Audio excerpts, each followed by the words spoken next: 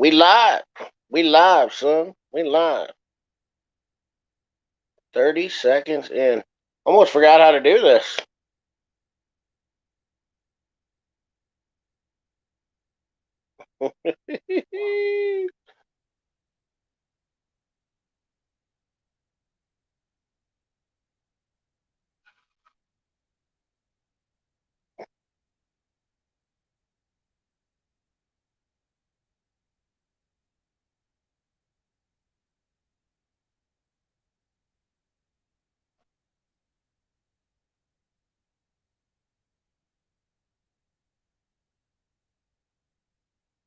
Hey, Murray, what's up?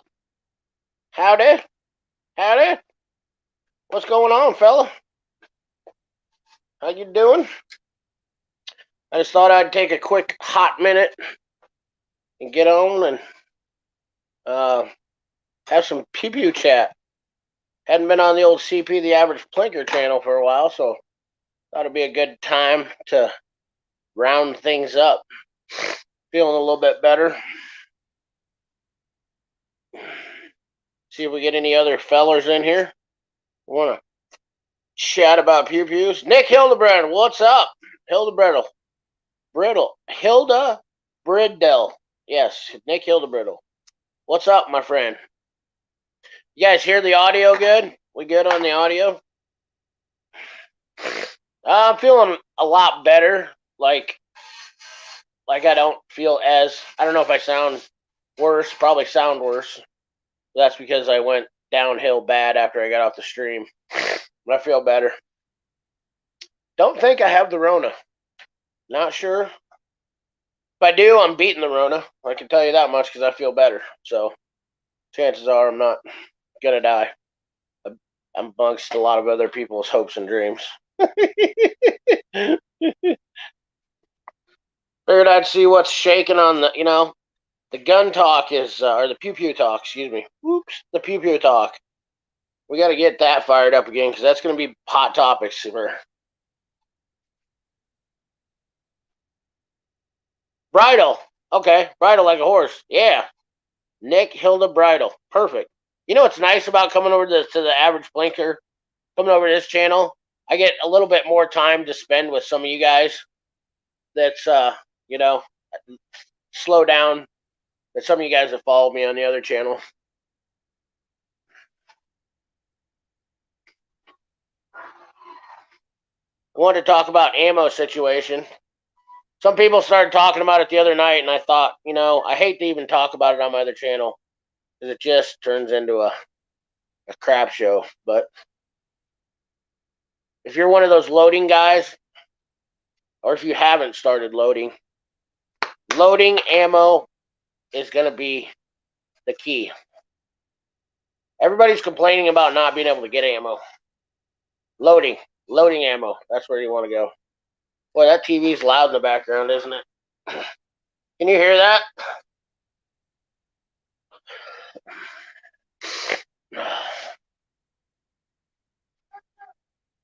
Got two people in here. One, A. Murray and Nick. Fire away with the questions if anybody's got anything. I'm just going to babble on, if not, about pew pew stuff. Pew pew stuff. About pew pew ammo. Diabolical, what's up? Look, I can add moderators. Can I? Nope, I can't. Nope. Oh, look at that. I just purchased a Taurus G3C and struggling to find 9mm. Nick, that is a very, very... Nick, I gotta ask you, are you, you're Nick from, Everyday? Oh, man. You're Nick on Instagram, too, aren't you, Nick? Neighborhood bagger, right? Waiting for initial investment. Initial investment for starting to loading depends. What is your budget? Let's say, okay, if you're looking to buy 9mm, how much are you looking to spend on 9mm? That is a really good question because there's several levels that you can take. Honestly, my way to approach that is I always tell everybody, what I tell everybody, that's a really good question, Nick, is that if you're going to spend, if you're trying to buy 1,000 rounds of 9mm, let's say, and right now they're going for stupid money. What I see, $35 a hundred? Is that right? Does that sound right? I think that's what I looked up recently, and I was like, wow. So if you're going to buy 1,000 rounds of 9mm right now, you can buy a Lee single stage press. It's a little bit slower, but it's a still, or RCBS rock chucker for around 150 bucks. Okay, but keep in mind you have to find primers, powder, all the components to load. Personally, I shoot cast bullets, and there's a ton of bullet makers. I'm sponsored by S&S Manufacturing, and they hold on.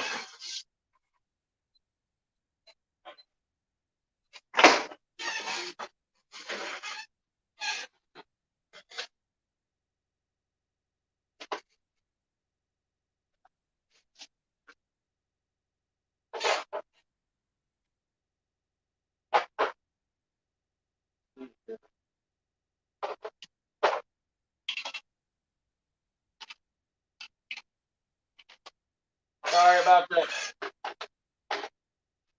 unpreparedness.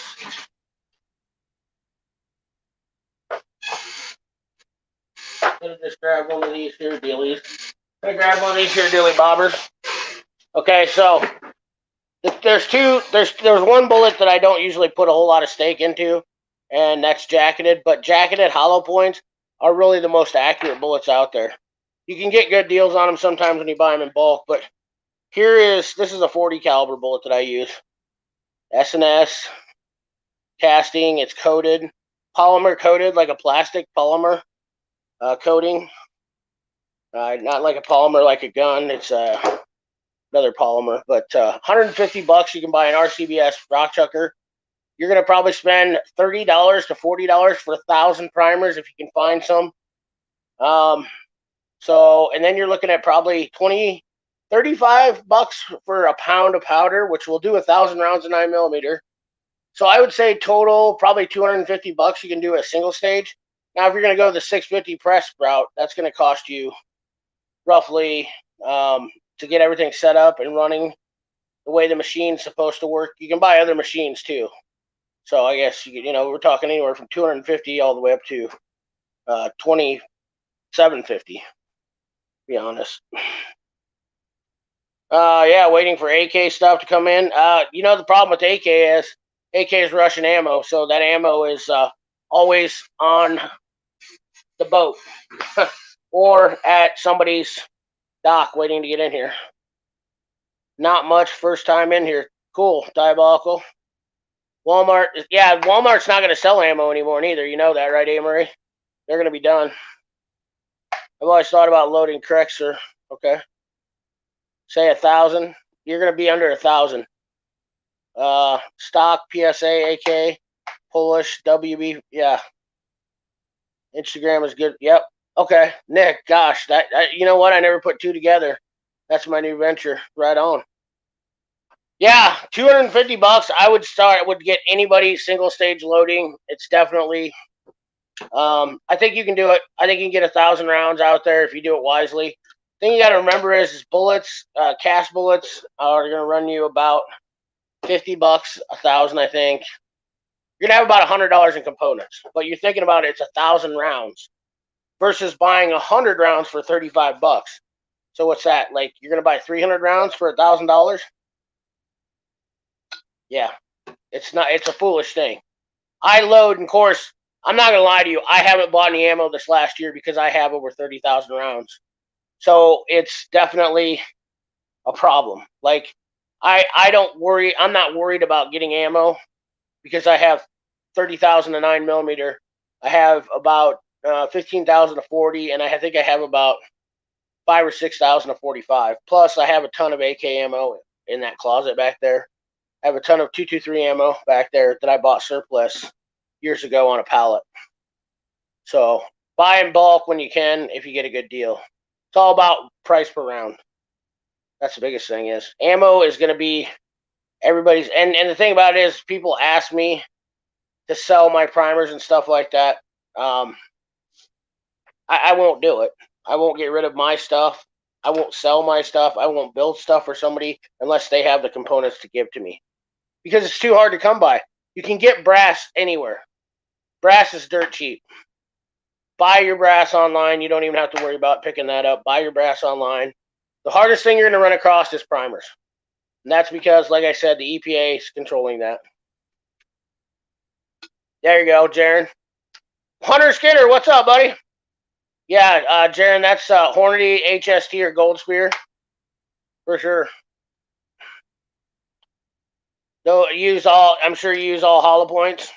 There's the Hornadies right there. Let me just drop that on the ground, shall I?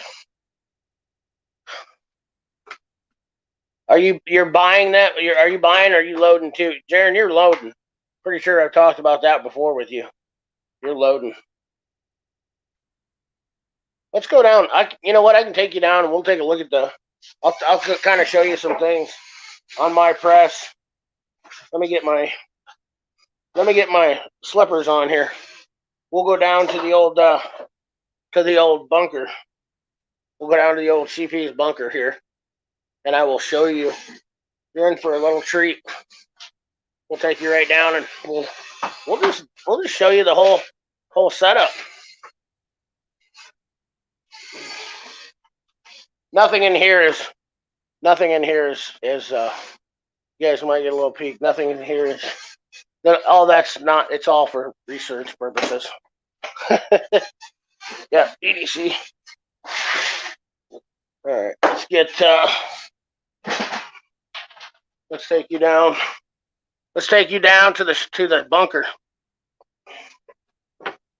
Woo, this is weird.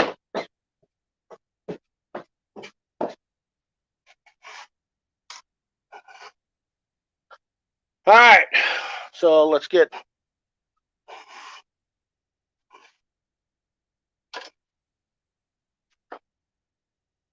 lights plugged in here. Okay, so I'm not going to show you how, because obviously that would be against community guidelines.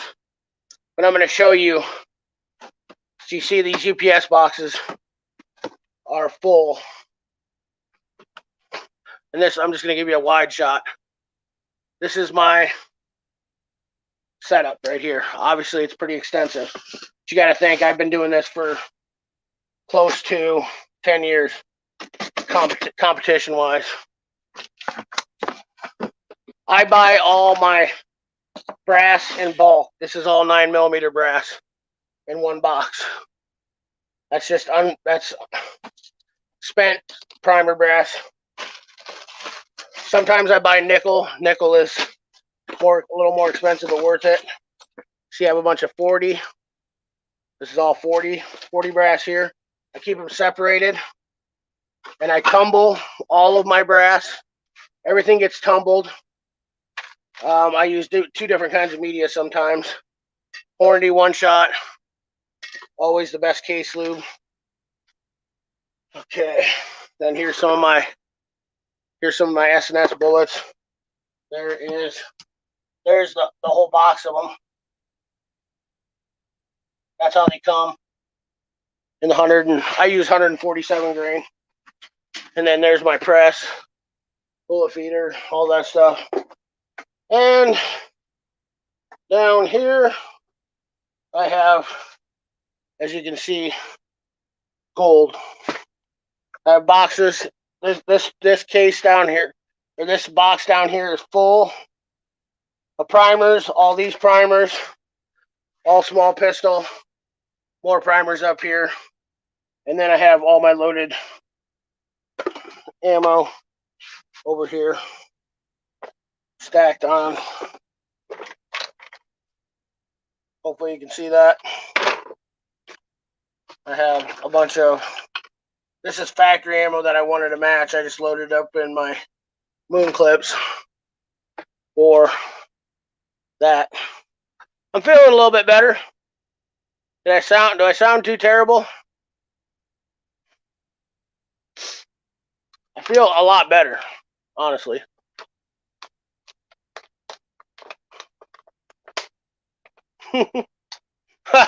Hey, Murray's like, what? Yeah. So I mean, there's a lot of entities. This is not what I would say recommend for anybody that gets started into this. This would not be something that I would say anybody's just gonna jump into it. Like you're gonna turn it out. Like this is just what I have after over 10 years of collecting. Let me get a box here set up so I can kind of prop you guys up so you can look at everything here. See what's going on. Yeah, already got one in, Jaron. The major thing is, well, here's my single stage press right here. See this Lee? I'll just show you this. It's not that big a deal. I use this because I size all my rounds. So this is actually set up for sizing to make sure the brass is perfectly round. But this thing right here is so cheap. These Lees work really well.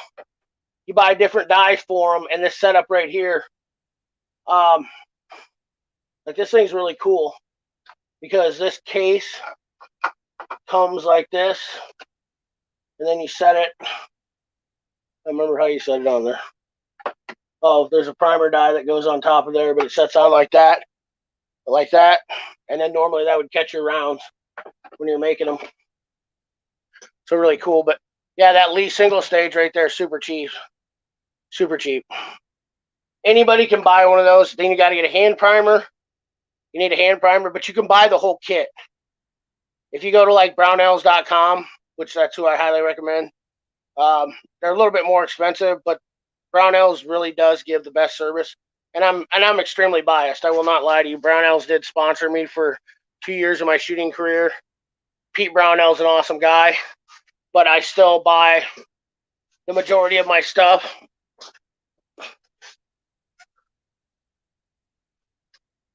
Concentric dies. I use all Hornady, or I use all Dillon dies. That's what I use. That's all I use. That's all I have. And then I use carbide dies. Carbide Dillon dies. They're kind of expensive. RC a red line's usually good, but they're better for rifle stuff. Is that right? Red line? Yes, red line. So yeah. And I buy powder. Propellant.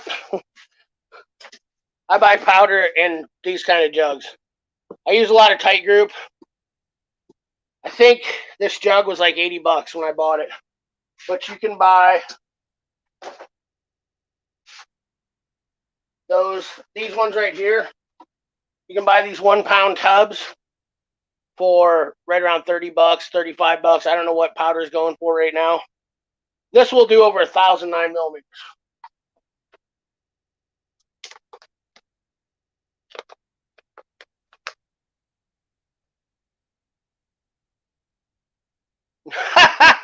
TFL, no idea you were a reloaded. You just got way cooler in my book. Brownells.com. They're out of Grinnell, Iowa. Here, Pete. I mean, they're one of the largest. They're one of the largest manufacturer. They're not a manufacturer. They're just like Matco. They are they're one of the largest distributors of firearms manufacturers and stuff. Thank you, TFL. I do a lot of things that I don't even talk about on YouTube, to be honest with you. What's up, AgTech45? I do so much that's not involved with just mechanics on YouTube. It's that's what you guys don't get to see. I just don't have time to make all this different content. My channel should be really not focused on one thing. That's why I have 2 channels. This is kind of my naughty channel. We're gonna do live streams on here, I think, is what I'm gonna do. Right? Well, my next venture is gonna be making moonshine. I mean, which is technically not illegal for consumption of your own course here, but I definitely want to get into doing that. You know, I'm trying to live off the grid. I'm trying to go live off the grid. I'm buying land, and I'm going to go 100% off the grid. My own contained water source, electricity. The only thing I'll have to pay is taxes, which is more than I really want to pay. But if you're not thinking about going off the grid, today's technology is so much better and allows you to be able to do that. And I can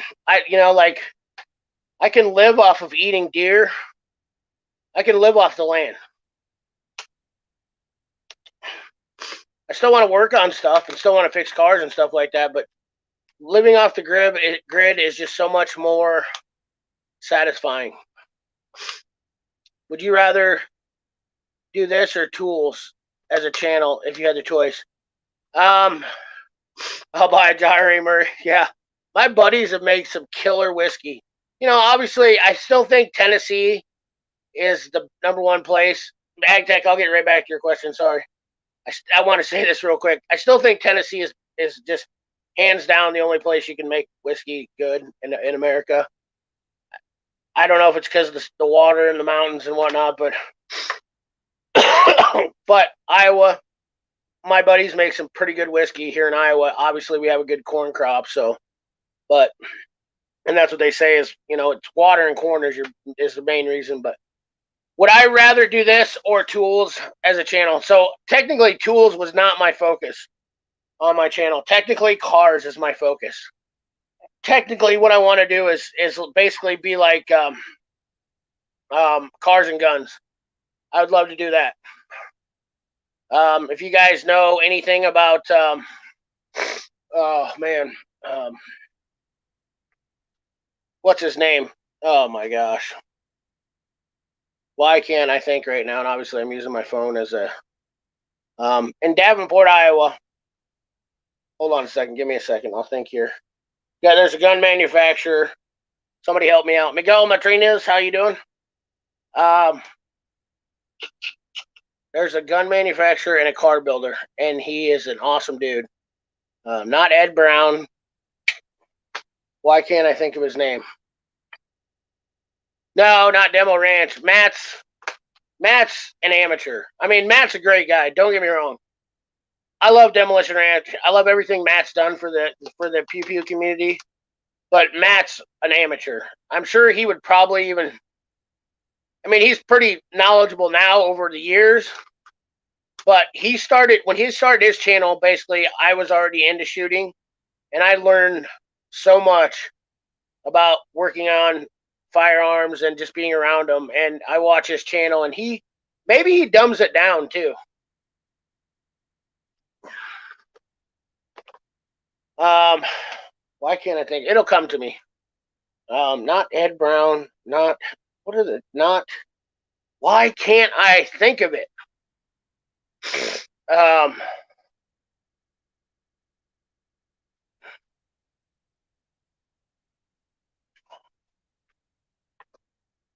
would never talk bad about Matt. I honestly wouldn't. Demo Ranches.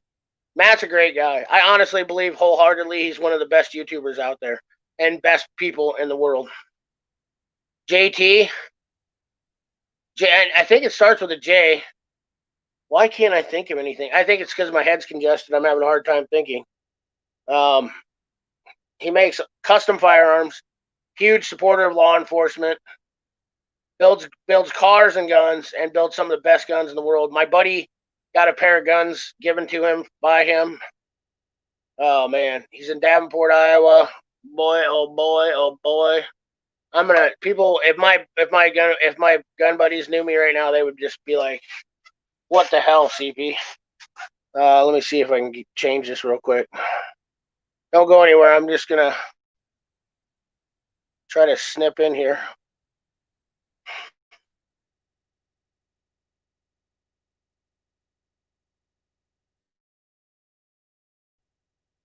Hopefully you guys can still hear me. I'm going to see if I can look this up real quick because it's driving me nuts.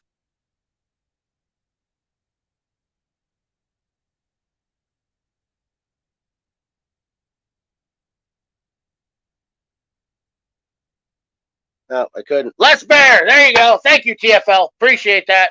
Absolutely. Les Bear is my hero.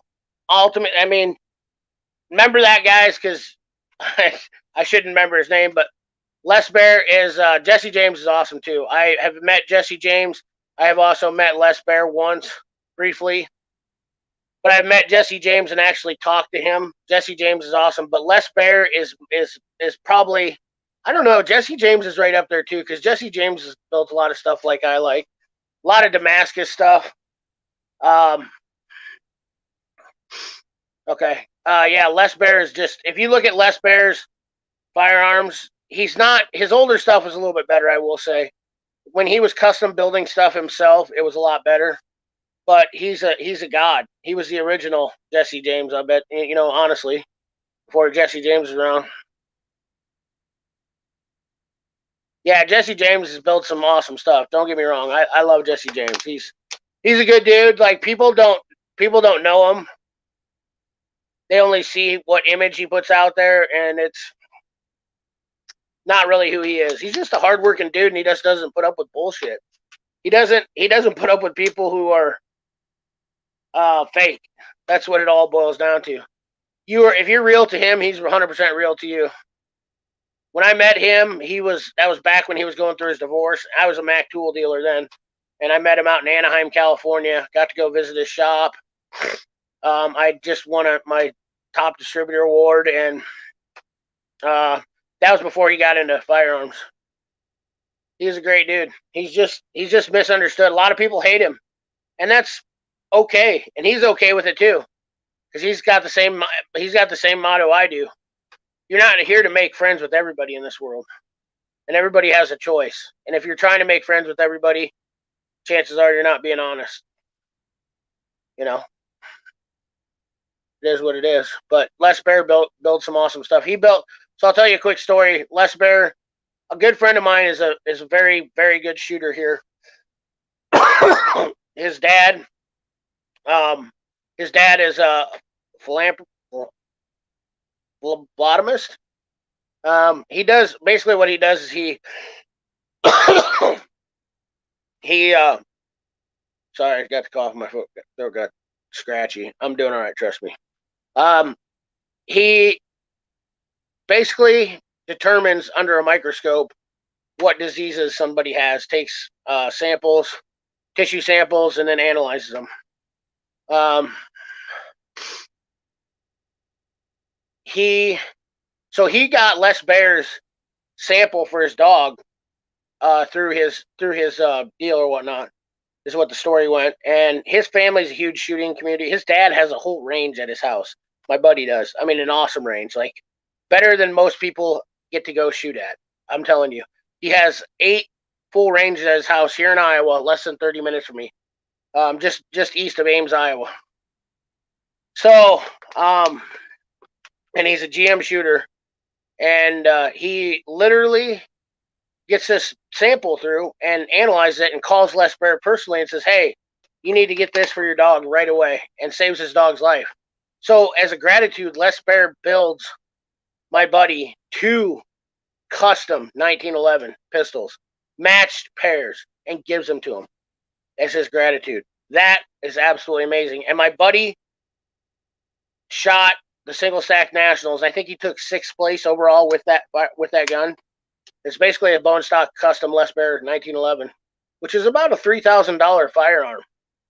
So I mean, he basically got $6,000 pistols. Right, Miguel Martinez, absolutely. He's not a yes person. Exactly, Jaron, and neither am I. I'm not a yes person either. I don't have to pay to go to the range. Just go to my parents' farm. Yep, that's the way it's going. Gotta go. Glad I found you. Did shooting stuff. Be cool to learn some stuff reloading. Yeah, I'm limited, TFL. Before you leave, just listen real quick. I'm limited to what I can show on YouTube.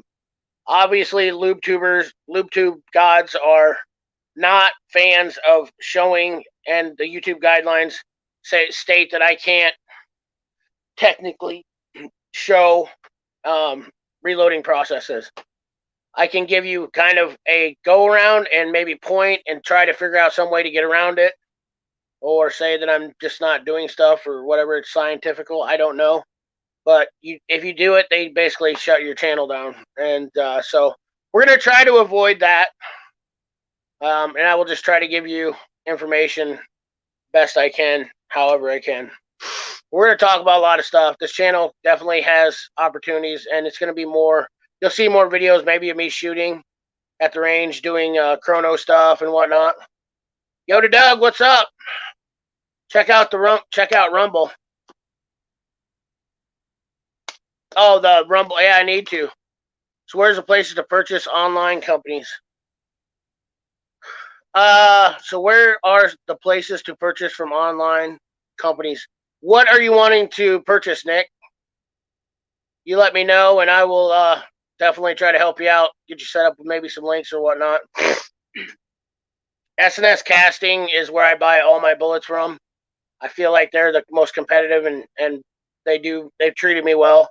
I'm obviously going to plug them. They do sponsor me, but I chose them because I chose them. They didn't choose me. I'll just put it to you that way. I went to them, got a deal set up, and then my team and whatnot, and I really like them. Right, Ag Tech? I'm going to check it out, Yoda. I definitely will. Yeah, it isn't right, but that's censorship in America right now, Ag Tech 45. Unfortunately, even talking about political stuff, they demonetize my channel on my live streams on my other channel all the time. I have to do reviews. Let me tell you something. Anybody that's in YouTube should know that it's not as easy as it seems. First of all, getting people to view your stuff is extremely hard.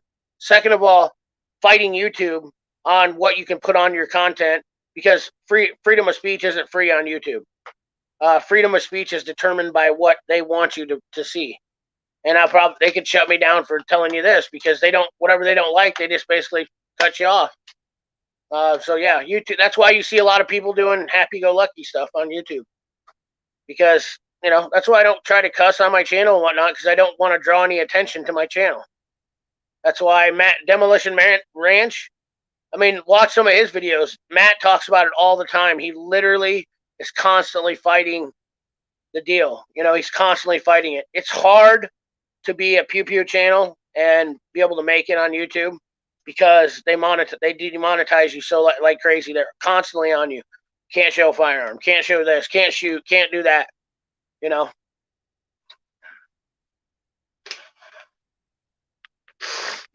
Yes, Nick. That's good, because everybody should be tired.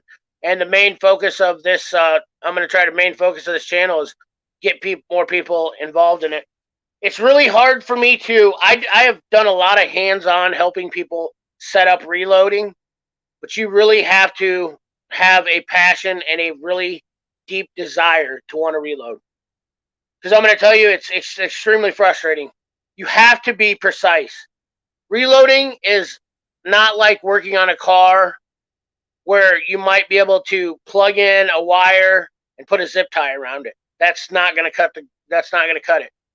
Reloading is a dangerous process, and I can't be held responsible, for any accidents.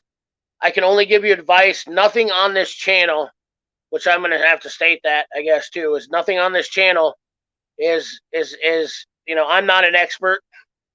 I am a semi-pro shooter that does my own thing, and I take responsibility for myself. I can't take responsibility for somebody else.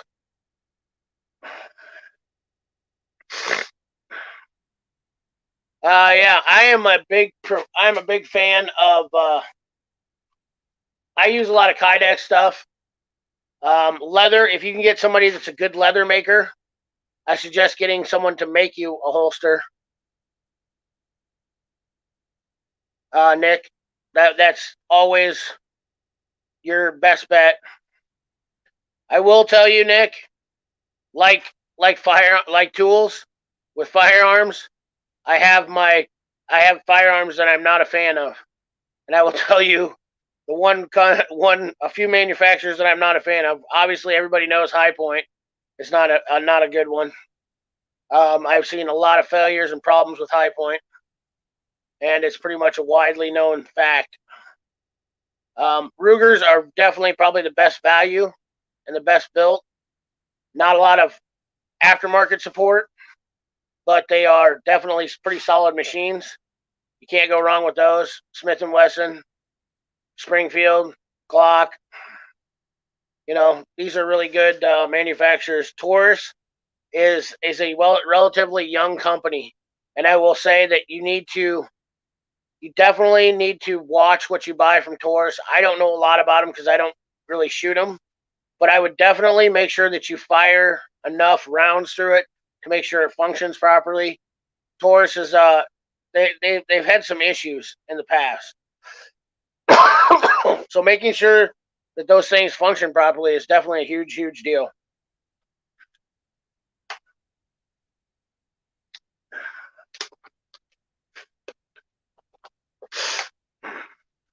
Not to step on anybody's toes, I'm just being honest, guys. I had a buddy of mine that had a Taurus, and it hang fired on him. And if you don't know what a hang fire is, that is one of the most scariest things in the world. Hang fire was where the hammer wasn't dropping; it was delayed drop because it had some machining issues on the breech face. Which the breech face is where basically the plate where your pin shoves through, where your firing pin shoves through. So what happened was they didn't get the hole um, machined right, and what it was doing was catching the edge, and so it had spring tension on it while that firing pin was hanging on the breech face, and then it would pop through delayed, which is absolutely not good. So it's definitely very, very good. And I'll tell you what, maintaining that will be a big part of my channel too. Is kind of talking about maintaining and cleaning your firearms. That stuff's really important if you want function, if you want reliability. Um, you know, don't try to put a lot of cheap stuff on your gun, on your firearm.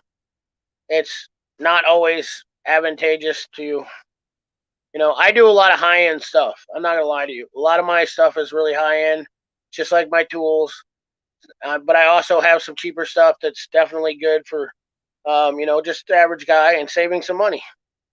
I feel like I have a good mixture. I didn't start off buying uh, the Dillon press, but I stepped up to it because we had a Hornady press. I went in with a buddy with mine with a Hornady press. Hornady makes great stuff. The press, on the other hand, it's a little bit dicey.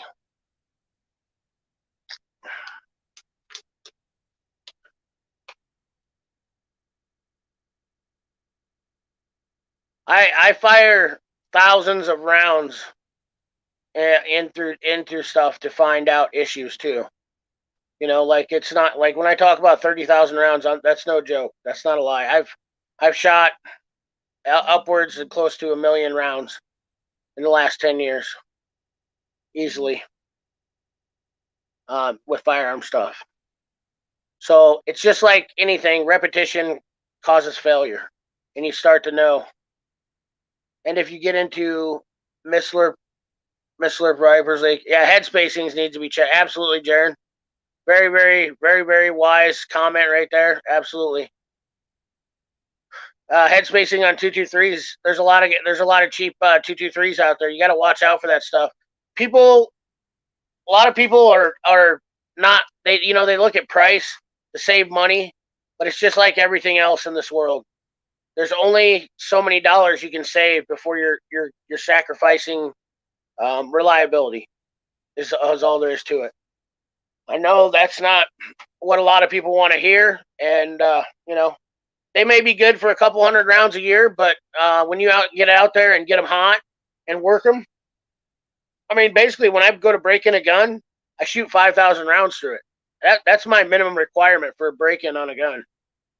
And I know it's really hard for a lot of people to grasp competition over whatnot, but the thing about competition is you're working the tool.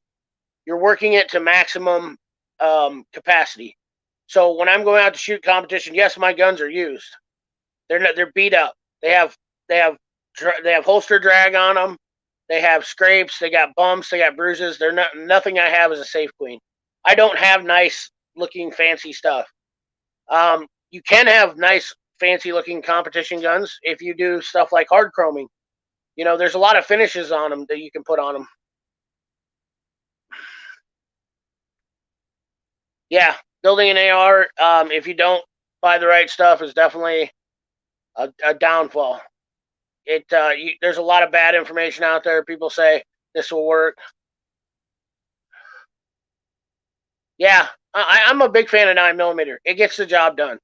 And realistically, I'm not technically looking for a self-defense type situation 100%, but I know that mine are perfectly capable of that. I believe in practice makes perfect, and training over. You can't put yourself in any better situation. I mean, that's how things get better. I would say a good firearm for anybody starting off that's reliable and cheap is a Glock. A lot of people don't like them. I do like the new Gen 5s. I think the new Gen 5s are the best series of Glock ever put out on the market to date. They have a different grip angle than all the other Glocks. They have ambidextrous safeties or mag releases, so left-handed, right-handed shooters. That's a big thing. Left-handed shooters really get hosed. There's not a lot of equipment out for left-handed shooters, so if you're a left-handed shooter, my buddy Ben, he's a left-handed shooter, and he really he can tell you all about it. I mean, usually when you go to the store, there's a million right-handed shooter stuff. Yep, AgTech 45, absolutely. I have been a CCA holder for near 10 years. All of it. Absolutely. The G19, you can't beat it. Jaron, a lot of people don't like it. But you got to remember, too, it's not just about me giving advice. It's also about what works best for you. Because I do know that people buy Glocks and they can't shoot them. And then they'll buy a Springfield and they can shoot it really good. So you want to keep that in mind, that if you can go to an indoor range and actually get time behind the trigger and actually try something out, you're going to be 10 times ahead. I loan my stuff out to everybody. If you're local around me in Iowa and you want to try something out, I have every model, and I just say, hey, take this and try it out. See if you like it. See what that works for you. Because I don't condone one model. It's no different than my tools. I have Springfield, I have Glock, I have Smith & Wesson, I have Ruger. I mean, obviously, this big four. Yeah, Leftorium. Yeah, Ned Flanders had a store dedicated to left-handed people. Leftorium. Yeah, left-handed people definitely get the short end of the stick. There's no doubt about it. I just want to help people out the best I can so that they don't get into situations. I've only sold 3 firearms in my entire life that I didn't like because I bought them based off of bad opinions or bad reviews or just public popularity. Public popularity and what you see is a lot like YouTube, where people promote stuff. To me, it's like Milwaukee. Everybody gets Milwaukee rammed down their throat. Okay, Milwaukee's a great tool. However, I know that. But in firearms industry, it's the same thing. Like Matt from Demo Ranch gets stuff given to him. That doesn't necessarily mean it's the best. Okay, when it all comes down to it, a Glock is 100% reliable. On a few occasions, there is some issues, though. They do have extractor issues on some of them. The older Glocks have extractor issues. So, like, I got pinched on a deal. A guy told me, he's like, hey, he goes, what should I get? And I said, a Glock. He's like, he went to a gun store. There was a used Gen 3 Glock. Went out and took it, and he goes, dude, this thing don't work worth crap. Why did you tell me to buy it? It's a pile. And I was like, well, bring it over and let's check it out. Turns out it had broken extractor. Glock was known for having broken extractors. Now you can buy an Apex failsafe. So, yeah.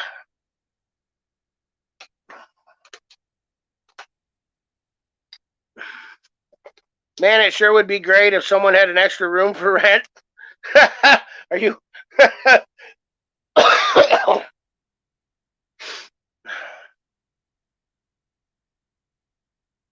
Are you homeless right now, LV? Or are you just saying that because I used to wheel and deal in guns like I did tools in my early 20s, late teens? They changed the laws, so here you have to do background checks, private party. Yeah, I do all that. I do all that stuff through FFLs. I have a couple of FFL buddies, and it's a piece of cake. Once you have people that you can go through to do it, not that big a deal. You have to know. My hopes is that I can become an FFL dealer, get my FFL. They do have excellent customer service, Jaron. They do. Despite a few flaws, overall they are a really, really fantastic firearm. 1911s are the worst thing you can get for starting off because I think they need too many upgrades. Usually, people ask me about getting 1911s. I'm like, are you prepared to put some money in it? Because whatever you buy it, I recommend doing, upgrades immediately, depending on what you get. Some of them will shoot ball ammo really well. My biggest thing is ammo related issues towards firearms. So when I tell you guys to shoot certain ammo, make sure that you understand there's a difference between round ball. Another good point. Let me just show you a few examples. This is a semi-wad cutter. This is a 40 cal semi-wad cutter. And you notice how funky that is? Definitely takes a little bit more. This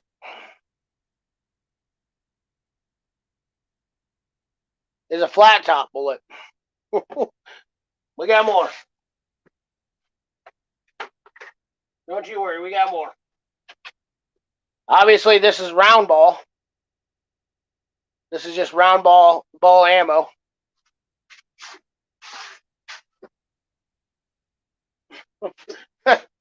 I shoot 147 grade and conjugal tip. I know that one's going to get some people excited. Let me see if I can stick this up there where you can see it. It's really hard. You know what I have? We got the old SK pliers right here. Get these up here. There's a lot of different types of ammo. You have hollow points. There it is, conjugal tip. Notice how it comes down in a cone shape, flat topped. It's a longer bullet. That weighs heavily on what you shoot through a firearm too. No NICSs. Check for private sales here. Oh, that's nice. Well, they don't have checks, Jaron, here, but I do them. Just out of...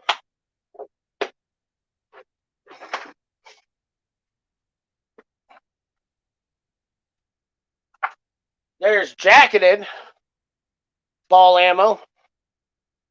That's jacketed ball ammo. So, what have I showed you now? 5 different types. Then you have, this is my blue bullets. This is another semi-rod cutter, 45. Got them in gold. That's a cool thing about coated bullets now. You can get them in any color. Red, blue. Not really. You can get them in green. I think that's about all I have right here. Obviously, I showed you a hollow point earlier. All of you know what a hollow point is. Hollow points are super accurate. These are super accurate too. These conjugal tips. More weight towards the bottom. I know that sounds odd. Semi-wad cutter, super accurate also. A conjugal video. I knew it was coming, Ag Tech. I knew it was coming.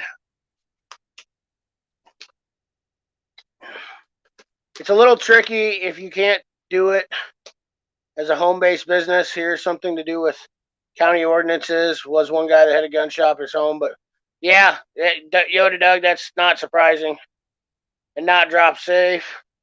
1911s are heavy, too many safeties, limited mag capacity.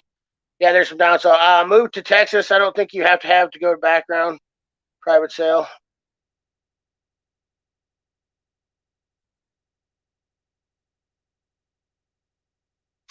Yeah, so there's a lot of things you have to really pay attention to when you're looking at, it all boils down to what you're shooting. Glocks have different barrels in them too. They have an octagonal barrel in them. So technically, now I've shot plenty of coated bullets, but you don't want to shoot just lead through them. Oh boy, the 5.7. Yeah, man, my buddy just bought one of those FNs. I am not a huge fan of it, of the 5.7. Obviously, the ammo price is right now, it's probably at its all-time low, to be honest with you, because a 5.7 was expensive compared to 9mm. Now it's the same price. Essentially, I guess it's kind of higher because it's $50. I think it's $30 for 50 rounds, maybe. So yeah, it's just about. But 5.7 is it's not a penetrator round, first of all, or it is a penetrator round, but it's not a real distance round. It's meant for short. It's really limited, in my opinion. You got a small caliber with a lot of powder behind it. It was built for the FBI for bullpup guns. That's basically what it's built for. It was actually 100% designed for the FBI. And, it's a great weapon for personal defense type, maybe if you're in the Secret Service type deal, but really a 9mm is definitely just as good. Yeah, people could be wearing body armor, but honestly, shot placement trumps all. Guys, look at my big old fat head. It's the most. If you were in a self-defense situation, being accurate and fast is going to win every time. I guarantee it. Look at my big fat head. I shoot targets like this at 25 yards for practice all the time. My time for shooting at a 25-yard 8-inch steel head is just over a second and a half. That's from the holster, which is pretty damn good. Most people can't shoot that kind of accuracy, and that's what you need to focus on is shot placement. Training. Practice is fun. That's the thing is I'm not just in it for self-defense. I like it because it's fun. I do this because it's fun. It's a game. It's not a game like it's a dangerous weapon and all that, but it is still fun to do. It's a sport. And that's what I like about it. Mainly that's what I like about shooting is it blows off some steam, gives you builds some confidence. It builds a ton of confidence, I think. Just because you feel that you're able to defend yourself in a bad situation. I don't feel threatened. And it's not. I don't feel like I'm scared much of anything. Yeah, Horde of Kentucky long rifles built for a rainy day. Yeah. I just don't feel like I'm, can get myself in a situation that, like I don't put myself in situations. That's first of all, I'm very defensive as it is. I don't go places I shouldn't be. But that's where John, diabolical, that's the thing. Perfect. Glad you said that. Hold on.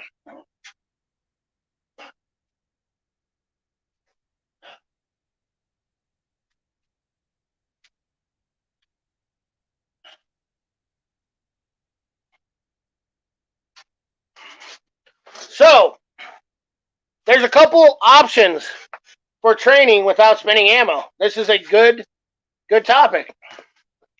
This is like a 15-inch target. You can see it's a reduced size target, but you can dry fire. There's a huge misconception that people can't pull the triggers on their weapons. Without bullets, while it's safe, making sure that it's safe in the house, you can dry fire. Dry firing with your rig, learning how to reload. There's so much you can do. Occupant, what's going on? There's so much you can do without having to actually waste ammo. There's a lot you can do without wasting ammo. Dry firing is one of them. Dry firing techniques are absolutely 100% a big deal. People have this misconception that you have to spend a lot of time in the range, and actually, you should be spending more time dry firing. Dry firing will make you more efficient. You can go out and shoot 50 rounds at the range if you dry fire a couple times a week, and you'll be better. I promise you. I promise you. Learning trigger control, which means pulling the trigger to the back, letting it reset, hitting that wall, getting that break, and then pulling the trigger again. You obviously are going to have to rack your gun if it's you're dry firing, which is not a big deal. But you can learn. There's definitely techniques out there that you can learn. I will definitely try to do some videos about that. I do it down here in my basement. I have targets set up all over down around my basement. Guys, the guys that have been here for the tool meet. But this is a reduced size target, so I use this. Line my sights up with this A zone here, which is this A zone on this is almost about the size of my hands. So this in my basement, my house is 36 foot long. Okay, if I'm practicing trigger control, lining up my sights perfectly, which means I'm lining up my sights perfectly, which my arms don't bend very well like that, but I'm lining up my sights perfectly and pulling the trigger and letting it break. There you go. You do that repeatedly, or sit there and just watch TV and get your trigger control down. It's annoying to other people if they're around you. Not slapping the trigger, Jaron Wilson, exactly. Get the feel for the trigger and not the kickback, exactly. Recoil management should be handled on the range, and there's definitely drills. I have taken classes with Ben Stoger, and I can tell you that after taking classes with him, it was an exponential amount of rounds we shot, like 2,000 rounds in a class. But if you save up and buy 2,000 rounds and take a class with somebody like that, which I don't do any classes, but I know plenty of people that do. And Everyday Fleet Tech, he can tell you the same thing. Everyday Fleet Tech's taking classes too. You will definitely walk out of those classes, save up for 2,000 rounds, and boom, I dry fire when one of the girlfriends, when we were young. Oh, wait.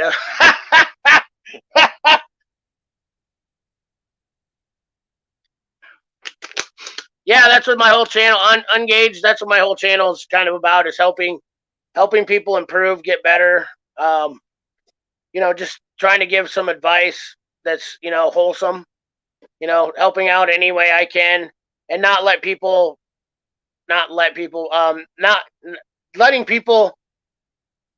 get on the right track so that they don't feel like they make bad decisions, I guess, I mean, there's a lot of times, like, you can go out and buy bad equipment and regret it, where it's too complicated. Like this isn't technically just a novice guy's press setup here. Dylan has a lot of support, and it's very easy to use. Once you understand the system, it looks complicated, but once you understand the system, it basically does the work for you. So setting it up is all you need to do, and then basically you can learn after that. There's a lot of things you have to understand to get through the process, and it's just a learning process. So one of the biggest mistakes I had when I first started was powder measurement. Powder dropping is one of the... I had used bad lube.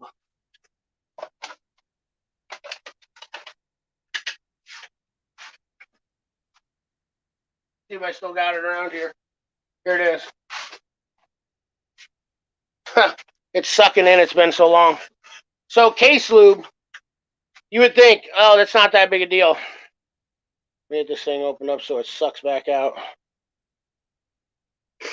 You would think, oh, this isn't that big a deal. Dylan case lube, okay? What do I use case lube for? Well, you use case lube to feed through. If you have carbide dyes, you don't need to. They technically feed through just fine, but I don't have carbide. What am I thinking of? It's two different kind of dyes. Anyways, using case lube. So I use this stuff, and it's lanolin. So this is basically like, this is similar to, what's that stuff? fluid film. This is basically similar to fluid film. Not good for case lube. It deactivates powder. If it gets in contact with your powder, it contaminates it. I was using this, and I had well, look at the crap that it stores on the bottom. You see that? You know, you have to shake it up. It's lanolin. It's too thick and too heavy. It contaminated my powder. Caused huge issues with my ammo. It was a mistake that I made. That's why I use Hornady One Shot now, because it doesn't contaminate powder.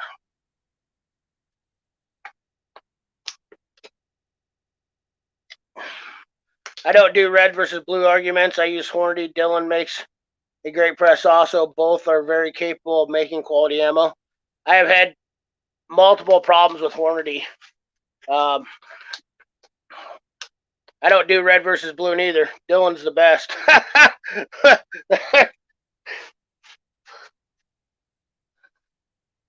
Yes, my main channel is teaching me the shooting, but he's not a professional, but he's taught me a lot. That's good. I subscribe to Mate. I love look on channel. What's it about, Mate? Firearms. What else? My other channel's tools. And we're all not instructors are equal. There's some real idiots. Yes, Jaron, you're 100% right. Jaron, you're definitely, I hate classes in the moment, but I appreciate them until next. I take several years. Yeah, nothing's better than learning. I mean, you're the only person I've ever heard. I use Hornady. It's also, but we're both very.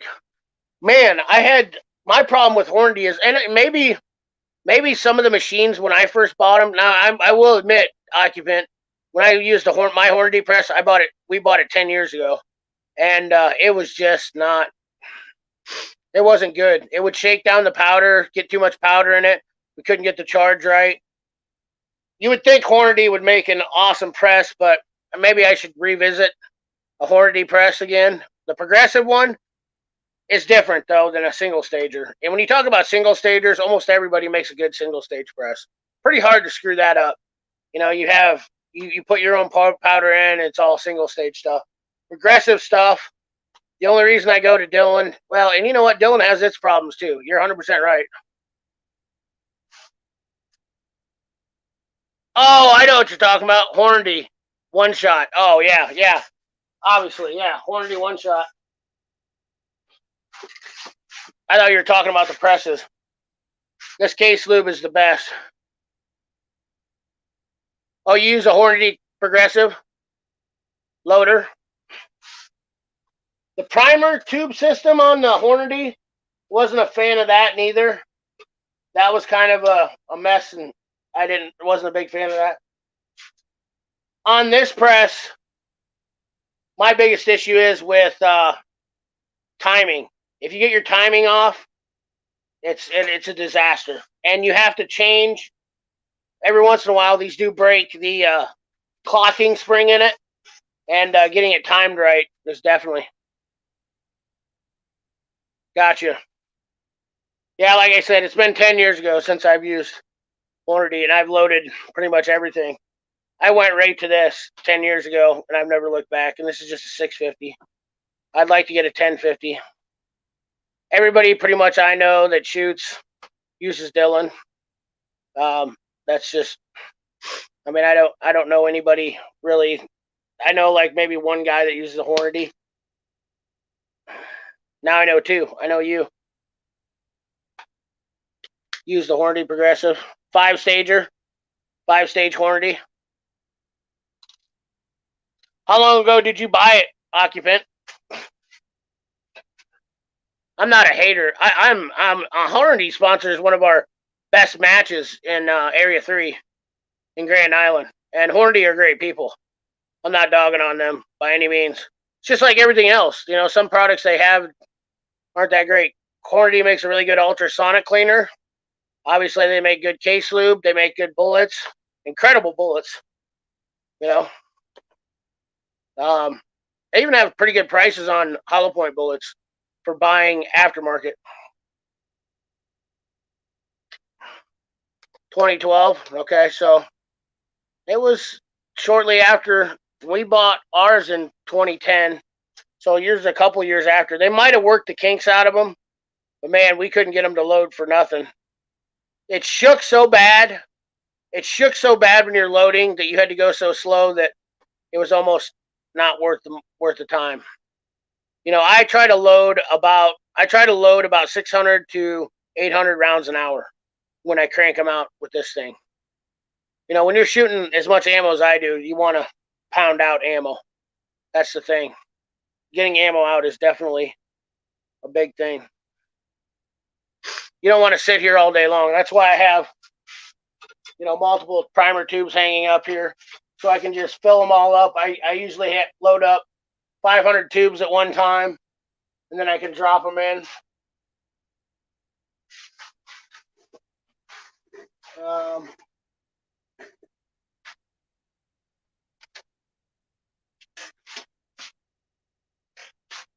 See, I had a couple tubes down here. Yeah, so I have 5 tubes. 5 tubes I load at once, and I can just grab them. Boom, boom, boom. Looks like my battery's dead, my primer deal.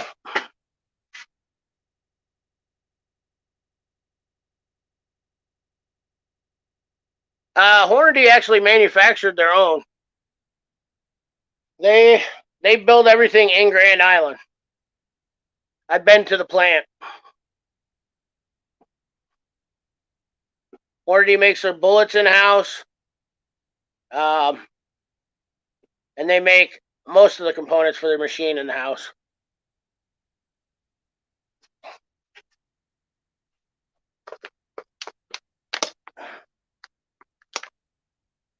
It's really cool that I've got to tour that plant out there in Grand Island, because I'm pretty fortunate here in the Midwest, honestly. I mean, you think about it, there's quite a few firearms related places that are not too far away. Brownells is here in Iowa, which is definitely convenient, because if I need something bad, I can drive 45 minutes and get something. You know, Hornady's in the Grand Island, Nebraska. Midway, it's down south in Missouri.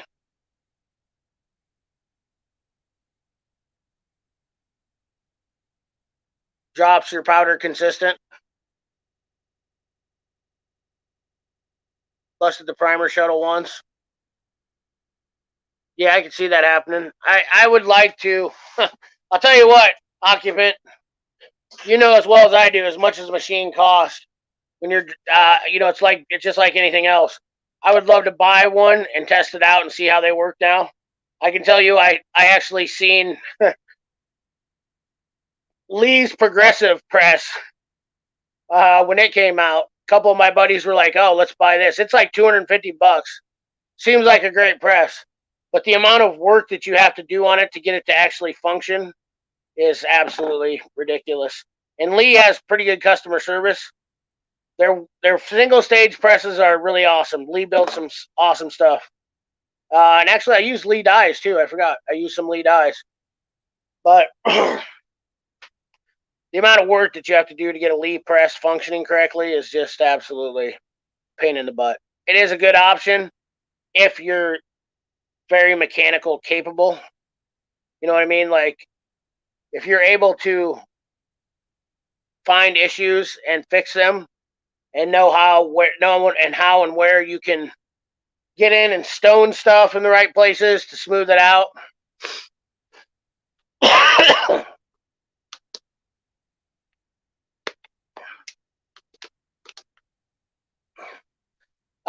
The RCBS is a phenomenal single stage press, and I've used every one. I've used every press out there. I think. Let's see, what is there anything? No, I've used that. Oh, I haven't used that new. My buddy's got it out in Nebraska, but I haven't used it. Mark 7. That's ridiculously expensive. Mark 7's it had a lot of issues. I think they finally got a lot of bugs worked out of it, but man, biggest problem with anything with firearms is working the bugs out and kinks out. It is a pain. Headache free. I'll tell you one thing right now, firearm stuff, for it to be headache free, good luck. Oh yeah, Champion Tool Storage. Yeah.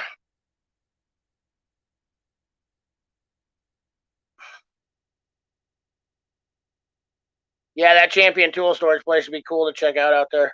I would love to be able to have this bench made up of some kind of system like that where I could eventually, maybe one of these days when I get to the place where my forever home is going to be, that's what I will do is have something built like that. I mean, this bench is about 3.5 foot high.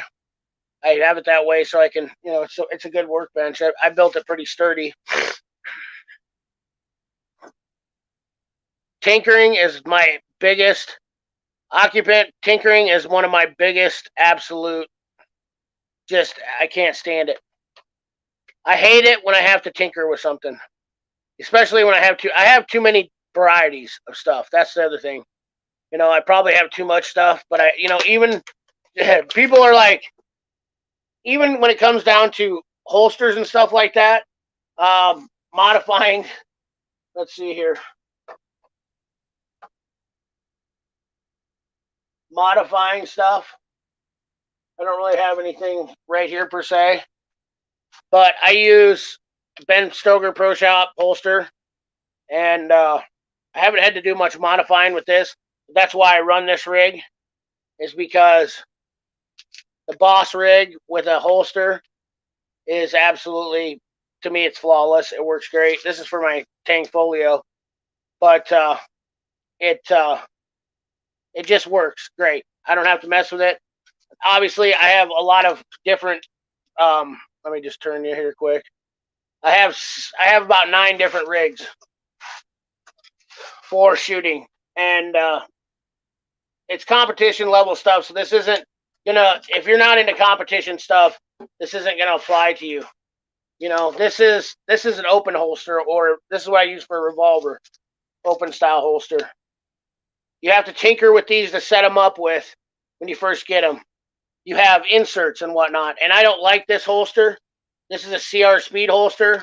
You can knock your gun out of the holster with this gun because it's not secure. So it's not something I recommend for people to use. And obviously you have moon clip holders and stuff like that, but you have to set all this stuff up. That's why I have all these rigs, is because I set them up and I go. I set them up and then I go. I have different things. This is my rifle rig. Obviously I got a rifle holster, and then I can run my gun or my mags in there. This would be more of a EDC type setup. Another revolver holster. Once again, this one's closed, but I have to set it up. I set it up and I leave it. These are all set up the way I want them. That's why I have so many different ones. And I have one more upstairs. This one, what is this one? This is my 1911. This is from my single set. Once again, Boss rig. This is this holster is, I can't remember what it is, just a good old Kydex. Safariland or something. No, not a Safariland. It's whatever. This is CR Speed pouches. All these are expensive though. These things cost like $50 a piece for these pouches. It takes time to set all that stuff up, so you're tinkering with it.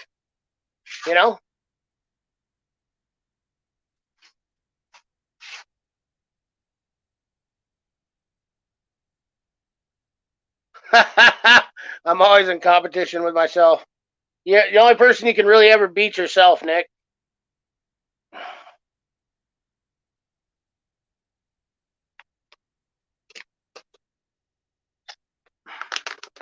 Hell yeah. That's definitely a good idea, Yoda Doug. Mark C, what's up?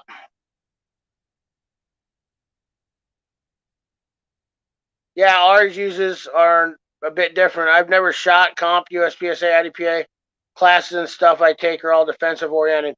So here's the thing, occupant. I've taken both, okay? And I completely implore you to try a USPSA class. And you don't have to take. And the thing about it is USPSA is oriented for speed and accuracy. Okay, And that is a super huge fundamental to have. Oh, it's super expensive. I'm not even quick. That's the sad part. I'm not even one of the quickest guys. I'm considered a average shooter. That's why it's CP, the average blinker. I'm an average Joe. Okay, I started shooting. My whole basis for getting into shooting was because I had all these guns, and I was only shooting a couple hundred rounds a year, and it wasn't enough for me to get better. And by better meaning that I had confidence, because honestly, by getting better, that means you build your confidence. And realistically, that's what matters, is building confidence. You want to build your confidence. You want to be confident. Okay, you want to be able to know that you can function your firearm properly, safely. Safely is a big one right there. Safety for me is above all, without a doubt. But you want to know, you want to be able to have those. You want to be able to have those, deals. You want to be able to have those skills, not deals, skills. I can't talk.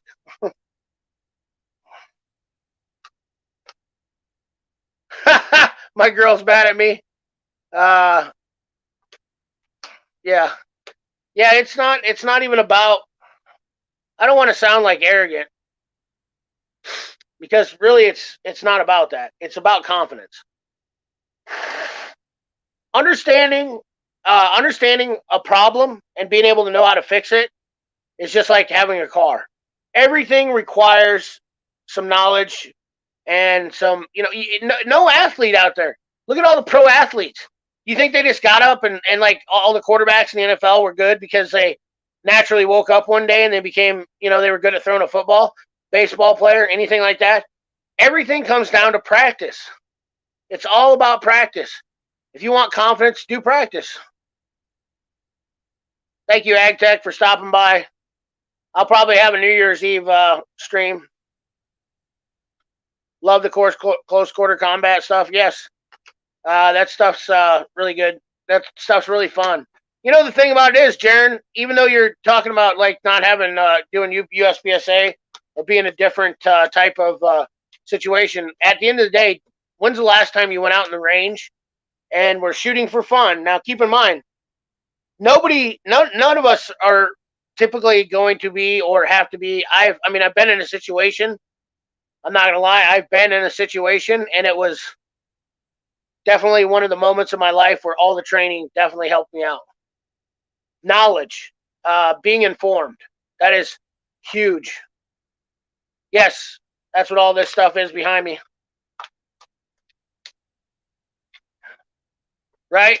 Diabolical? Me neither. Nobody is.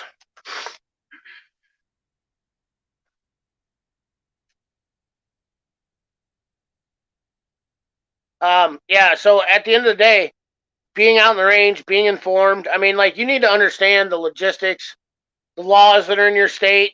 What pertains to my laws is not the same as that pertain to your laws. Some of you are in Canada. It's just there's a lot of things that you need to understand.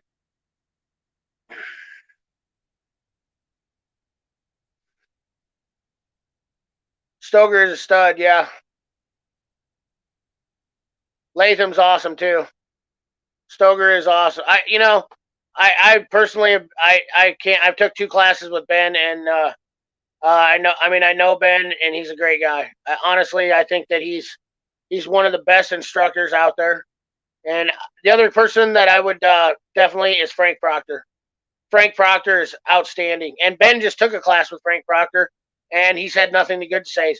My uh, my buddy, my buddy Joel has a channel with Ben. It's called Practical Pistol Explained. They do a little bit better job than what I do. I can assure you, because I'm not that well spoken.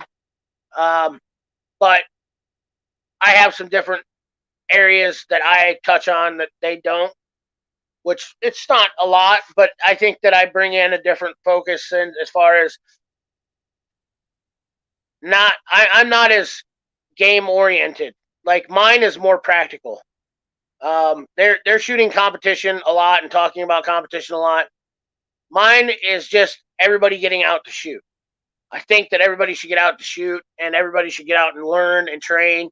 And if you can't, then there's ways too. And they talk about dry fire training.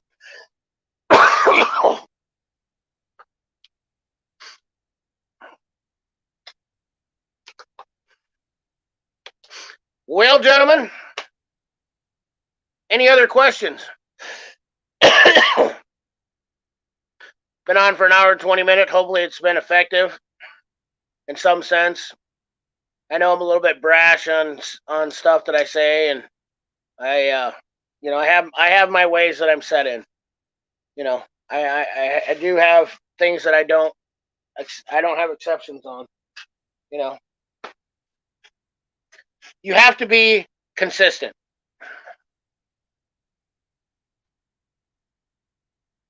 According to here in Texas, you are free to protect and defend yourself in the private property, or car becomes private property or something. Yes, stand your ground, Miguel Martinez. Yes, what do you have at the house? What don't I have here? I guess is a better question. I have everything here at the house.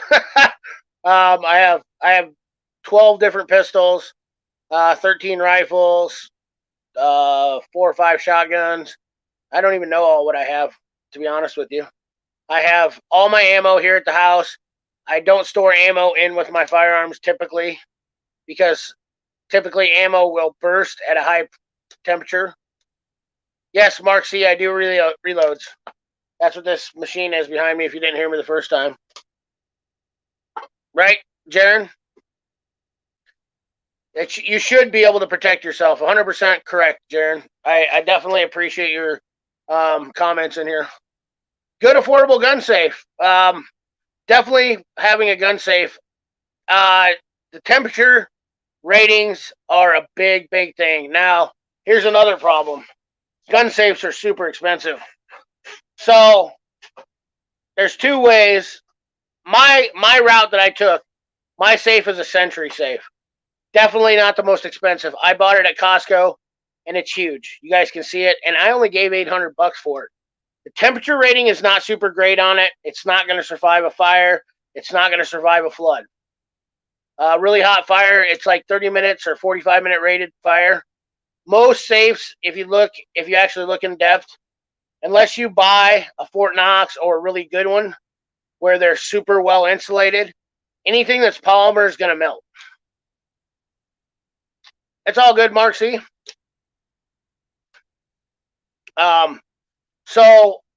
There's a safe at Tractor Supply that I think is pretty affordable, and that is called, it's been so long since I looked at safes because I got a huge one. I will tell you this, Nick, buy way bigger than you need, because honestly, think about all the personal paperwork that you could put in there that you'd want to save. Family pictures, hard drives, stuff like that.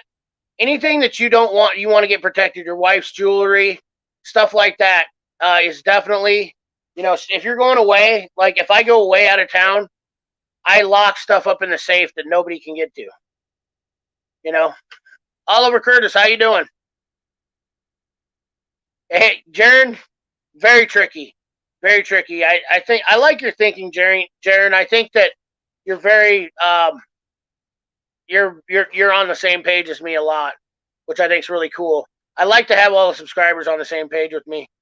This is such a it's such a tough topic. The whole firearms topic is such a tough topic because there's so many different levels of people in there. I mean, like I had bad outlooks on stuff when I started. I used to be when I first started, grew up on a farm and I hunted and I was a good shot. Got into shooting pistols and thought, oh, this is going to be easy. Like just shooting competition. I was like, oh, I'll be good at this. I found out really quick I wasn't. And you got to think though, guys, the military does a lot of training too. So military guys are good shots, but even them guys come and shoot. Cops, same way. Like we support the police. And I am sponsored by the Iowa Concerns of Police Survivors, and they don't train enough neither. I know there's people out there that are, you can be a good shot, but once you get under stress and pressure, the good thing about competition is it puts you under a buzzer and a time constraint, and it forces you to get comfortable with shooting, reloading. That's the thing about competition, that everybody looks at it as it's a game. It's not real. They're not shooting back at you. It's paper targets. But it puts you under a lot of stress and pressure.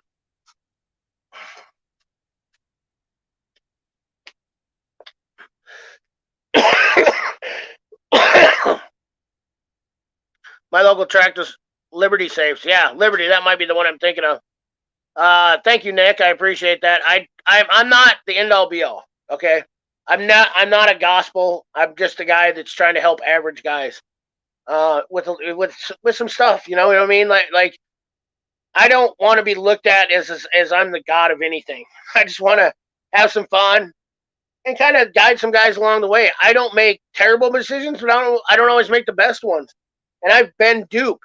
That's pretty much why I started doing YouTube, is to help other people out. Because even new shooters, we get tons of questions.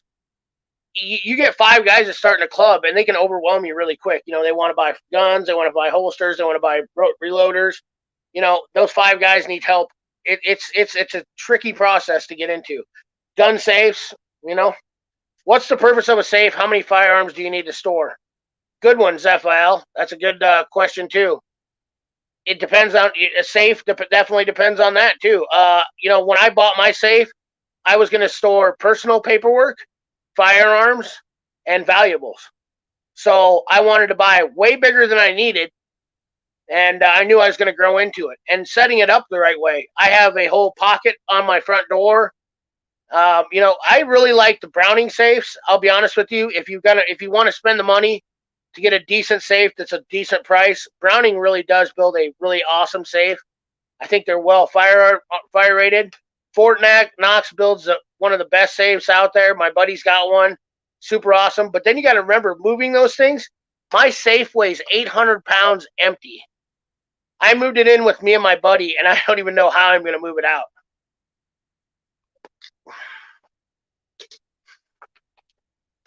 I found a safe you'll need in my hometown. I'll take any. Are you sending me a free safe or a picture? Thank you, Nick. I appreciate it.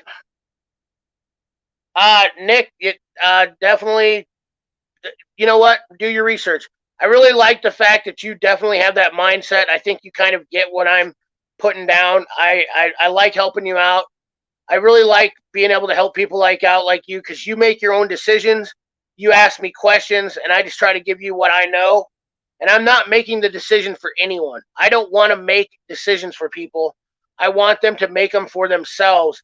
And I will kind of tell them what I think about something when they ask me a question. I'm better off just answering questions the best to my knowledge and from my experience. I don't try to speak to stuff that I don't know about. Oh, yeah. Ha! There's a picture. Ha! That is a nice one. Yeah, we can move anything, Diabolical. I have a CDL, remember?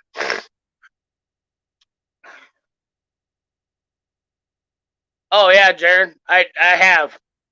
Like I have buddies that are, my buddy's he's a cop, and he shoots with us, and he's really good.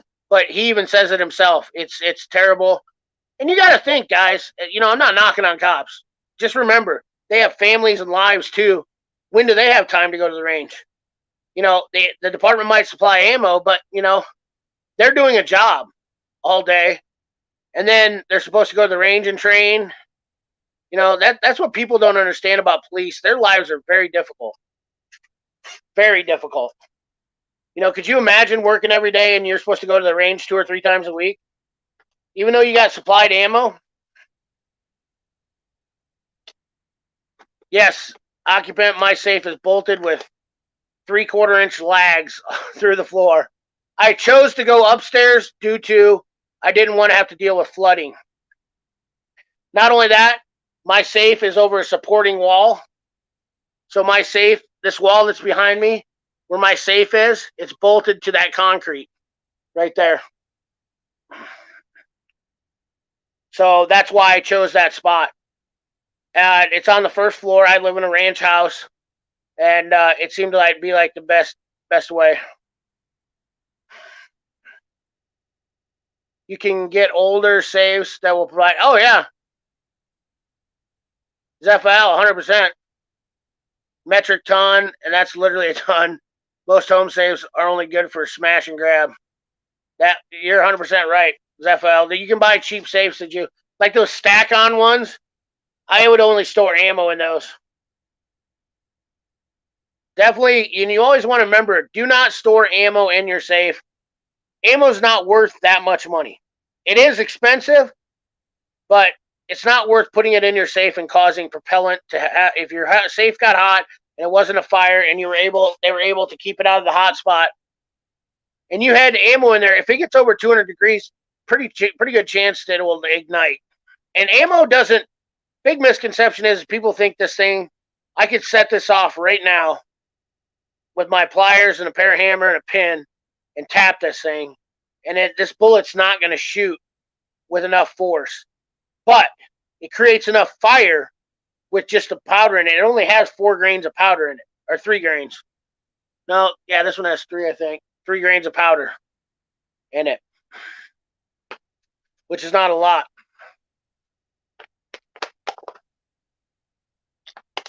Heck yeah, Michael Mangino. Nice, Jaron. That's awesome. It's good that you get out, Jaron. I like with your commentary in here. What I really like about it is that you're putting another perspective onto this, so that guys that are coming in to watch this chat or taking advice, they can see that, understanding that there's another whole level. It's almost like trying to relate this onto something. It's like becoming a lube tech and becoming a diagnostician. You start out as a lube tech and you look at computers as you're overwhelmed. That's kind of like anything in this world, okay? Anybody who started off playing Little League was not a Major League Baseball player when they started off. They started off playing, having fun, and then they enjoyed it and they got a passion for it. You have to have a passion for it. If you don't have a passion for this, I think you're going to be lackluster when it comes to getting the right things. If you're just buying things willy-nilly and kind of just, you just want a few stuff like that. I don't want to be competition based on this channel, because mainly I want to just show things of just basic stuff. Basic firearms cleaning, basic reloading techniques, advice, stuff like that. Basic firearms advice. I'm not going to get into depth really about. I don't want to show. I'll show my videos of me shooting and whatnot, but that's not really what I'm about, because I'm not the best shooter.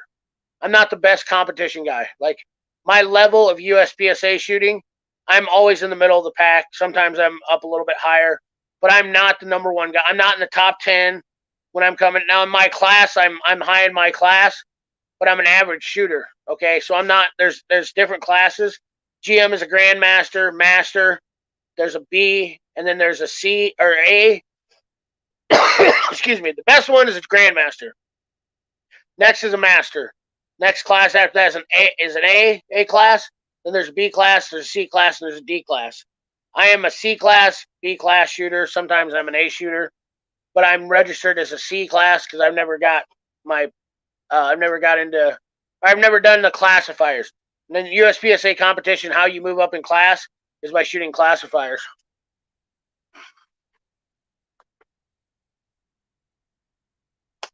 Yes. Do you have more firearms or ratchets? I think I might have about the same, Mark C. I might have about the same. I don't have more tools. What's your favorite type of powder you use on reloads? So Tight Group is my favorite for 9mm, but my real all-time favorite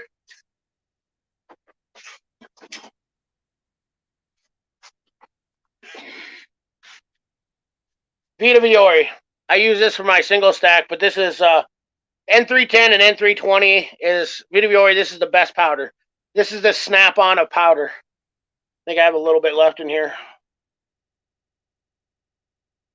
This stuff, let's see if I can show you guys.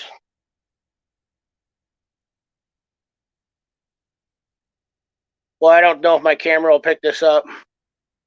So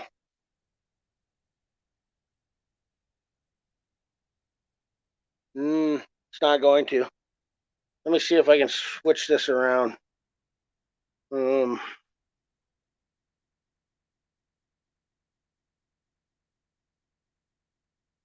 I get to the back side of my camera, I can show you. Powder has a different consistency. Let's see if how I can do this.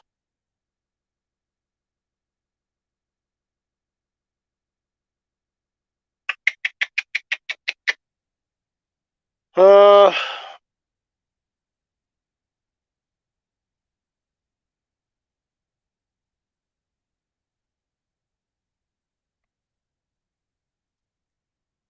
right. So maybe I can do this.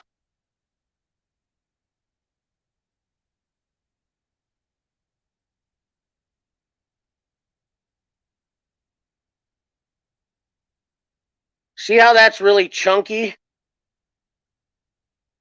It looks almost like little mouse droppings. Okay? It meters out really well when you're putting powder in. What I mean by metering is that it drops through the powder funnel really well. Let me turn you somewhere better. And then I'll show you the tight group here.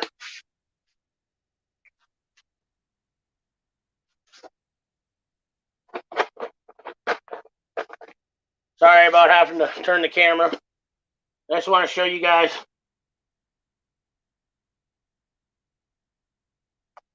Without spilling a bunch of my powder. This stuff's like gold right now. Okay. Now, if you look at this stuff, see how it's really flaky?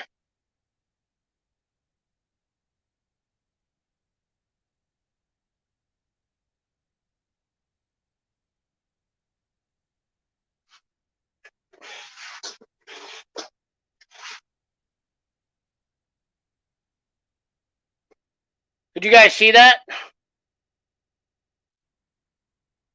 Could you guys see that? Can you guys see this? When I was showing it? See how that's flaky?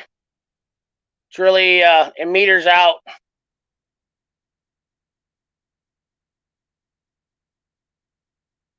Could you see the powder when I was showing it? See how that stuff's almost like, it's just flaky. Okay. Could you see the other one when I showed it?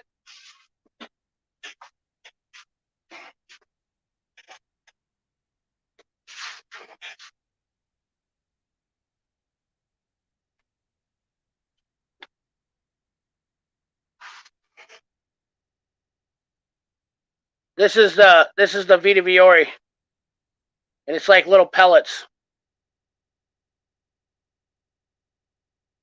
It's chunky. Okay. Good deal. Let me change the camera back.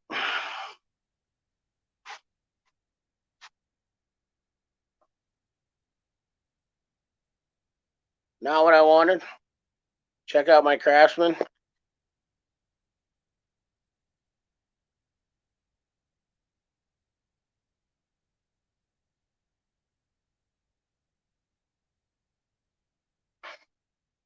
Okay, so it's really that powder metering is really important when you're reloading.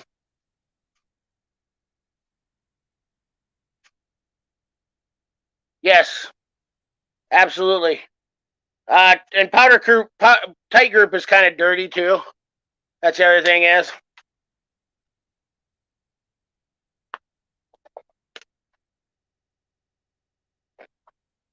Tight group is really kind of a dirty powder. It really doesn't burn that clean, but it meters pretty decent. But that's the big thing about a lot of powders I find is metering issues. But Vita Viore, the big thing about Vita Viore is it is more expensive, but it burns. The burn rate on Vita Viore is consistent for all temperatures. So tight group it fluctuates in temperature, where Vita Viore, it stays consistent. I've chronoed a shit ton of ammo. I mean, a shit ton of ammo. I did all the chronos for a lot of stuff. What's in my fridge? Nothing. That fridge, I don't even have it plugged in.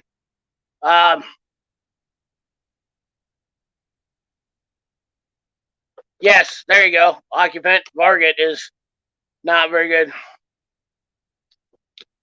But yeah, Vita Viore definitely is the most consistency. And a lot of guys, when you're reloading, of course, this is definitely deep in the rabbit hole when I'm talking about powder stuff, guys, for reloading. Because now you're talking about perfecting your ammo. Like my ammo is tailored to what I like to shoot. Low recoil, consistent velocities. A lot of that stuff is, years of me deciding what I like best through my guns. Rod McTaggart, how's it going?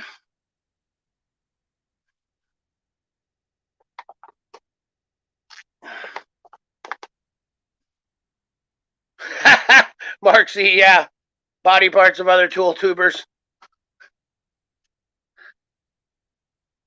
Rifle stuff is definitely a different stuff. There's I'm not as big into rifle stuff. I will tell you that right now. That's my downfall. Everyday Fleet Tech he's really good. One of these days we'll get him on here. I'll have him when I'll let him get on here, and he can kind of he's a little bit better suited because he reloads a lot of his rifle. But 223 is just all I reload really for rifle, and I buy my 308 rounds, and obviously anything AK is Russian ammo, so I buy all that too. I don't shoot near as much rifle, no doubt about it. But I can tell you this much: all the pistol I've shot doesn't make me a terrible rifle shot because I shoot rifle, and I'm always happy. I'm always pleased with my progress on rifle shooting. I just wish I knew how to dope scopes and all that stuff a little bit better. I know that's another one that's going to get laughed at. People are going to be like, "What's dope a scope?" I'm already the dope behind the scope.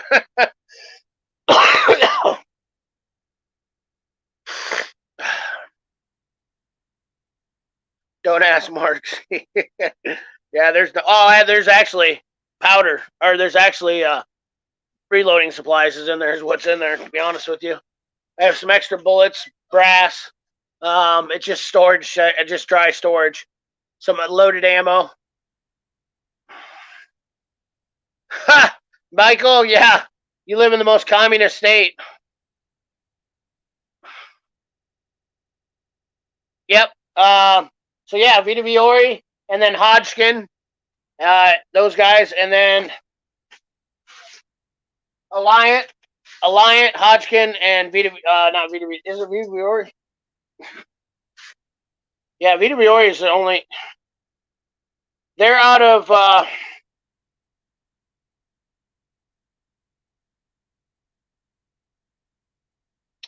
don't know where Vita Viore. I know these three are the only ones. Alliance and Hodgkin are probably the two biggest. Larry Borgstrom, what's going on, buddy? I do not shoot black powder, Mark C. The old smoke pole. CFE, there you go. Yep, CFE 223. Yeah, that's a pretty common good load. There's a lot of good load data. If you guys want to become, there's a lot of good load data online. It's really easy to find load data. So when you get into doing reloading, I can definitely help you direct you to the places. I am not scared of loading a rifle. Hopefully, maybe my buddy's got a Dillon 550. And maybe one of these days I'll go over and load at his place and show you some rifle reloading because I've got to set up his press for him. And I enjoy setting up a press. I'll tell you the one thing about reloading, guys, is off the beaten path here. Realistically, reloading ammo is one of the most therapeutic things you can do. I'm telling you right now, especially in times like right now, sitting in your basement, turning on the old boob tube, pulling the old handle a bunch of times, you will find it is so enjoyable because not only are you saving yourself money while you're doing it, it's relaxing and therapeutic. Once again, has nothing to do with maiming people, but you're building something. I don't know how to explain it. It is just very therapeutic, very relaxing, very enjoyable. The sound is almost, if you've ever been in a factory and you listen to the same sound, it's just relaxing. Just that clunking of the machine,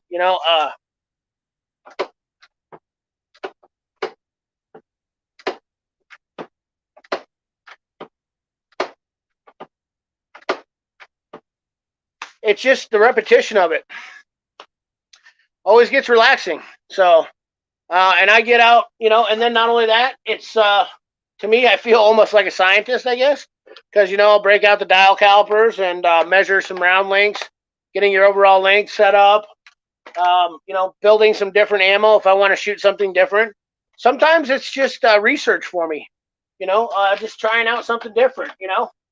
Like I said, I perfected this over, a decade of doing this of what I like to shoot. My 40, my 45, and my 9mm to me are perfect rounds. Never have issues with them. Got the perfect length that I want. Works in multiple types of firearms. And I don't. It's accurate. It shoots well. It chronos right. It's not. It's not. It's not quote unquote powder puff ammo like you hear about. My ammo lines up with most factory spec ammo as far as velocity, power, speed. Yeah, I can guarantee you, I will do the Pepsi challenge. Buy anything off the shelf, anything the military shoots, and I will beat it in accuracy, velocity, and power factor most times, rather than not. Reload 7mm Ultra Mag. You need a press. I would single stage it, Nick Pixel. Honestly, get your own single stage unit, like I said here. You can buy a Lee press, a kit, a single stage kit.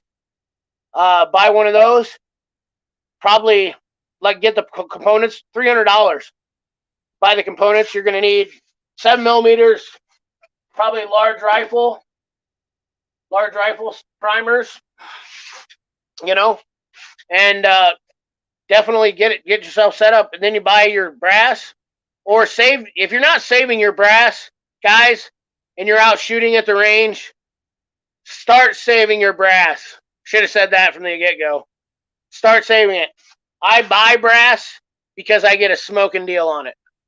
There's a lot of brass guys out there that sell used brass from ranges, whatnot. You can buy for a decent price too.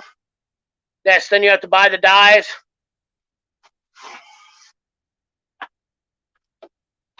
You need a case gauge. You can buy these little case gauges like these. EGW. EGW builds these nice machined case gauges, that are guaranteed.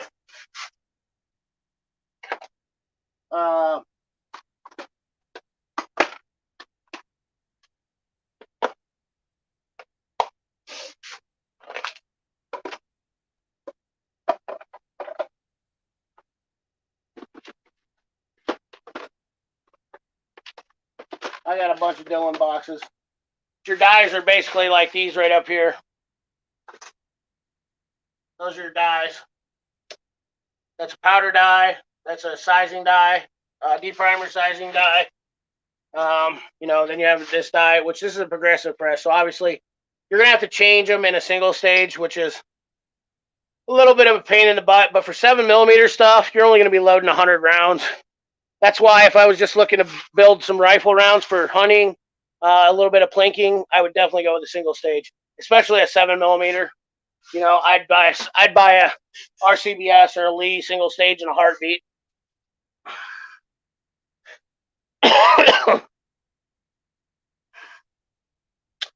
I'm looking at getting into a 10mm. You want it for hunting, or that's what you want for self-defense?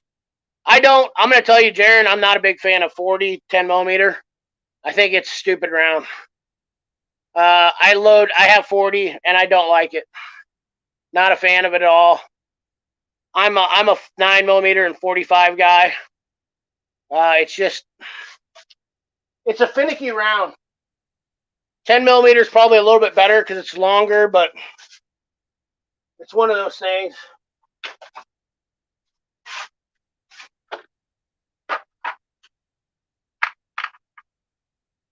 Oops, that's not the right ammo.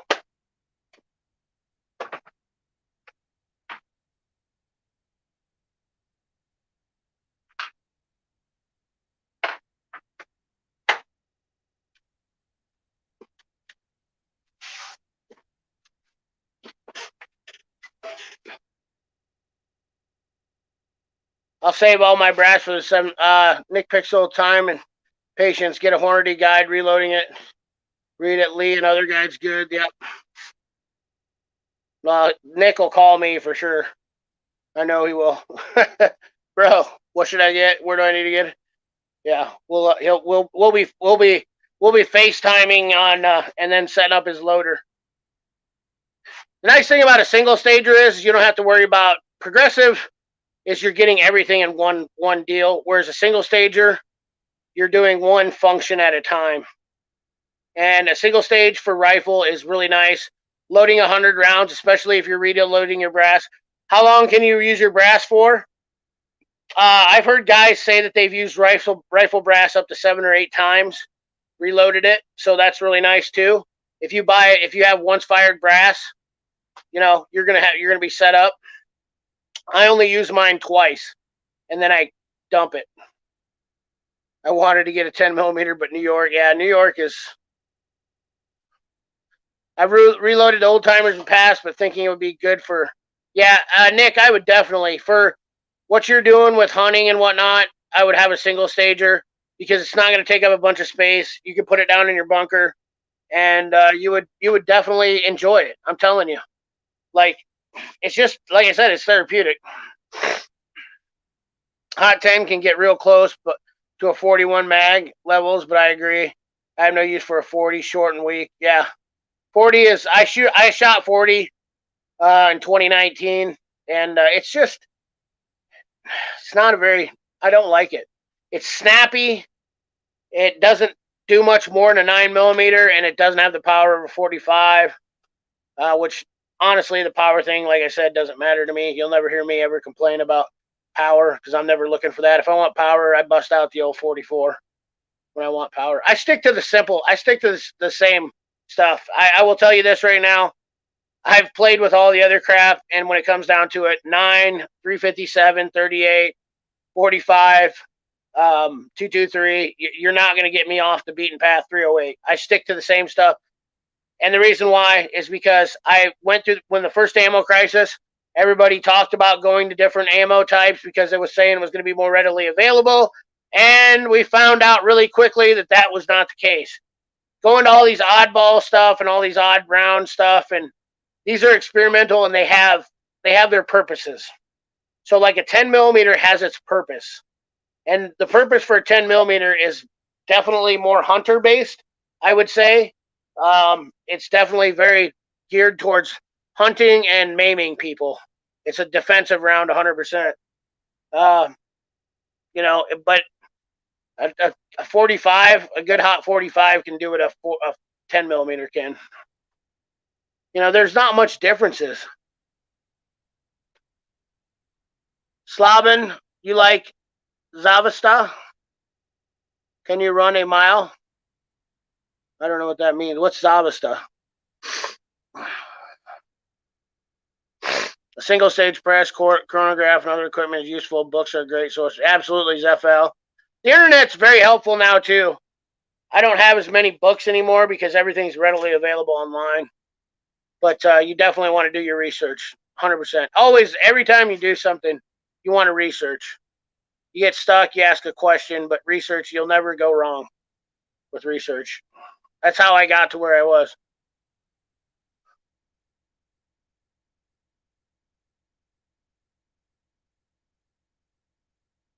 How do you say you know? How can you say you know guns, but no? Because I don't. Because I don't shoot. I don't mess around with off-brand stuff. Zavista sounds like it's probably some kind of like tea sauce. Zavista.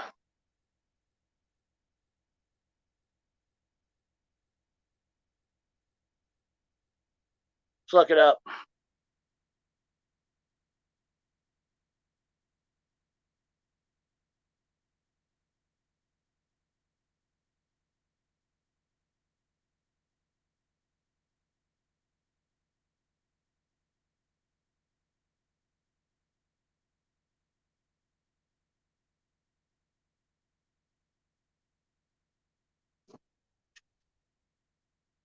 It's another variant of AK. Another variant of a Russian gun. Serbian, yeah. Because I buy Arsenal. That's why I don't know about Zavista. Because I buy Arsenal. I buy name brand stuff. I really don't buy the cheaper line of stuff. Like I bought a T-Sauce one time, Turkish made gun. It was a pain in the butt.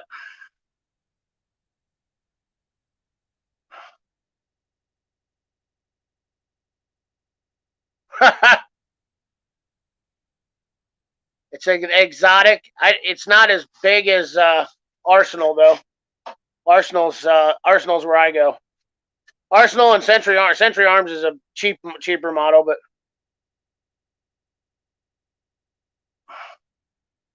I will definitely put Arsenal up against the Zavista.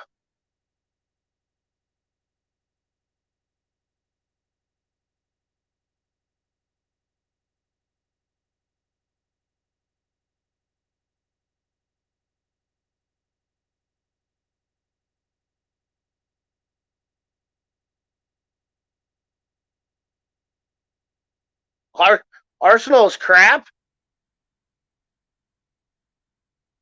No, you got to be kidding me. Ha! Yeah, it's Serbian made. I know it's not that good. Milled receiver arsenals are some of the best. Exactly. Everything's done in house in Vegas. They fix every problem. Arsenal, they fix every problem that an AK has with Arsenal. The guns are accurate. They're reliable. Which I'm not saying the Serbians ones aren't reliable either, because the thing about an AK is they're like an old stock car. They'll run circles around the track. Oh, AK Union. Yeah, I know that guy. Ha! AK Union guy, I'm out. That guy is a joke. He literally gets paid to show guns on his channel. I will tell you that right now. AK Union, I don't care about finishes.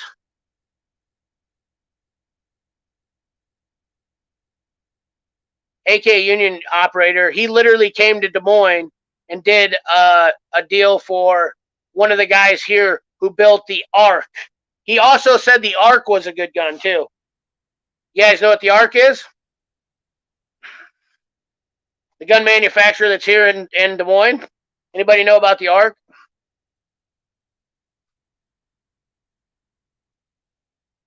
I'm not a big like Jaron. I'm not a big guy about finishes. I don't care about finishes, honestly. Function over form. You know. Ha! Ballistic power guides. Yep. Go look at AK Union Operator's channel, and he literally promotes the Arc like it's the next best thing. He got paid to do that too. And now look where that company is. It's here. The guy's name's Bob that owns it. Me and him got into a huge deal because I told him, I said, I literally got to shoot your heavy piece of crap, and it didn't work.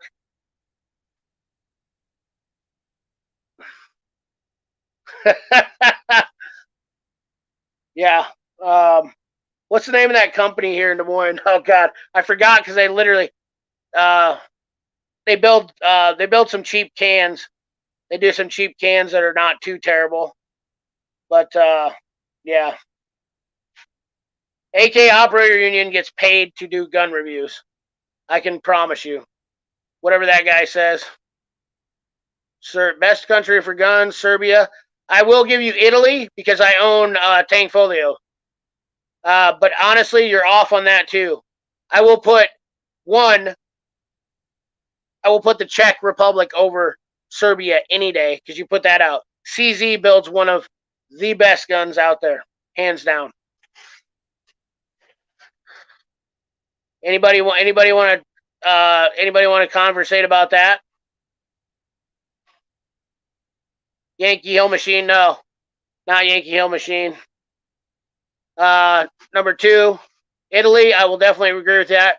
Russian is not a Turkey and America are tied. You're crazy. First of all, I will put any Smith and Wesson revolver up with that. Ruger is definitely better than Turkey. They're built here. Smith and Wesson. Their polymer guns are, they weren't that great. Springfield 1911s are some of the finest. Stock or factory made guns. They're definitely better than Turkey. So I would say that Russia and USA, I would conflict that with the being the three, but I would put CZ, the Czech Republic, over. Though I'd go Czech Republic, Italy, then probably America, because Russian builds stamped stuff. They don't even actually build guns; it's all stamped.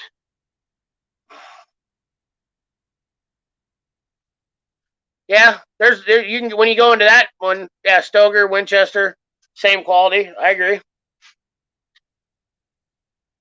Yes, but American and Italian exactly are mass produced. Japanese make the best guns, best samurai swords. I'm not even sure that I don't even know any Japanese firearms out there on an AK. As long as the parts are forged and not cast, it will run. Absolutely, Jaron. They were made to do that. Stoeger is Turkey. Remington and Benelli are the same too, and they're Italian. Oh, you ever seen a Remington Versamax and a Benelli?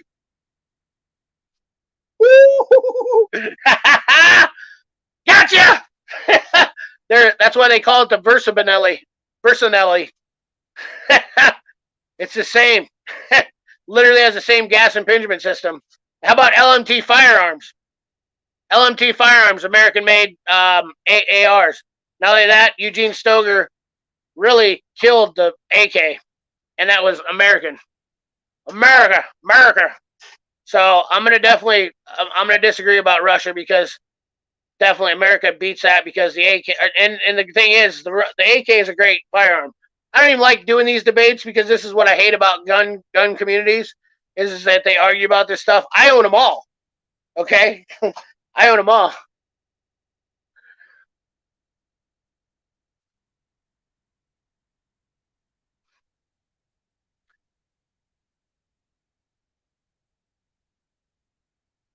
Polish arms are never fired. Yeah. Oh yeah. Yeah, we could definitely get into some interesting topics on firearm stuff. CZ is definitely, and the thing is, when you talk about Italian made stuff, Tank Folio is Italian. Yeah, Lewis Machine. Absolutely. I'm glad they're in Iowa now too. Obviously, that's what I use for for ARs is LMT. Great stuff. Work great. They're awesome. Once again, I'm not a frills guy though. I mean, like my Tank Folio is the most crazy gun that I own. I don't really. I go for, like I said, I go for function over style. I don't want bells and whistles. I want simplicity.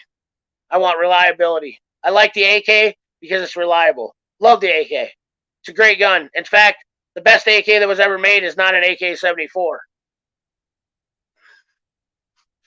Somebody tell me what the best AK is. If you think it's a 74, you're an amateur. Or no, excuse me, AK-47. Sorry, 74 is the best one. Damn it, I already let the cat out of the bag.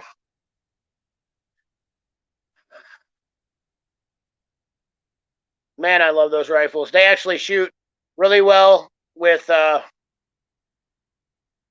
just good guns. They're just good guns altogether.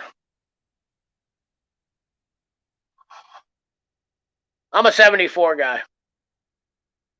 I love 74s. Great guns. I have an Arsenal 74.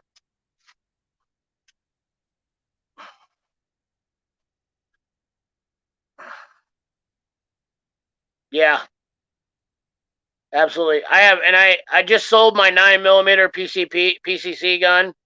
I'm switching subjects here, obviously, but even like ARs, I shoot a lot of 9mm. Saga or Vepr. Uh, the Saga is kind of a nasty one. I got an SR-15 and a 25. Awesome. Man, this is good stuff. No AK, only SKSs. Oh man, come on. Ha! No way. SKS? Who wants to use stripper clips? Come on, get out of here with that stuff.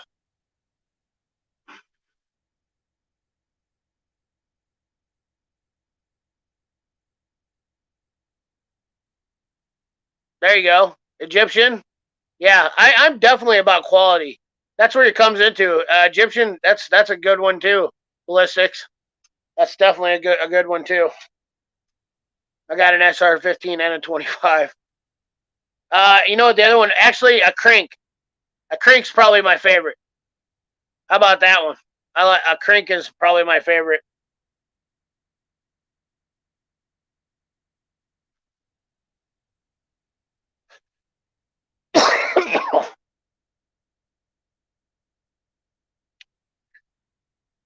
Oh wow. No ballistics. I had a stamped. Huh. That's a new one. I only deal with so much stuff here. Yeah. Every time I get to shoot my buddy's crank, I just go, man, I need that in my life. And he's got the fun switch on his.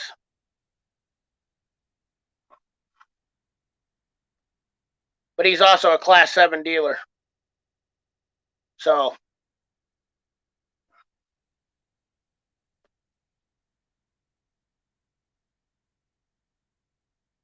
cranks are just amazing pieces of work. Crank's the best thing Kalashnikov ever made. Hands down. Talk about something that's a nasty little. Who doesn't like to shoot a crank? Mark C. Crank! Crank off! It's a crank off. Now you're going to say something like, who doesn't want to crank one off? Notice how I didn't ban anybody? That's what I love. You can't really. That's the thing about firearm stuff is you have to be willing to take shit and get shit and whatnot because there's a lot of egos and whatnot involved with firearm stuff. That's what I hate about it. It's just as bad with the tool community. You know, I'm the type of guy that I can go out and have fun with anybody, but you get in an argument, it gets personal.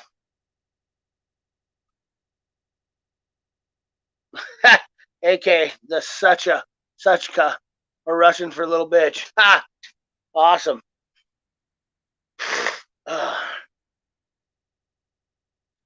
There is so many good firearms out there.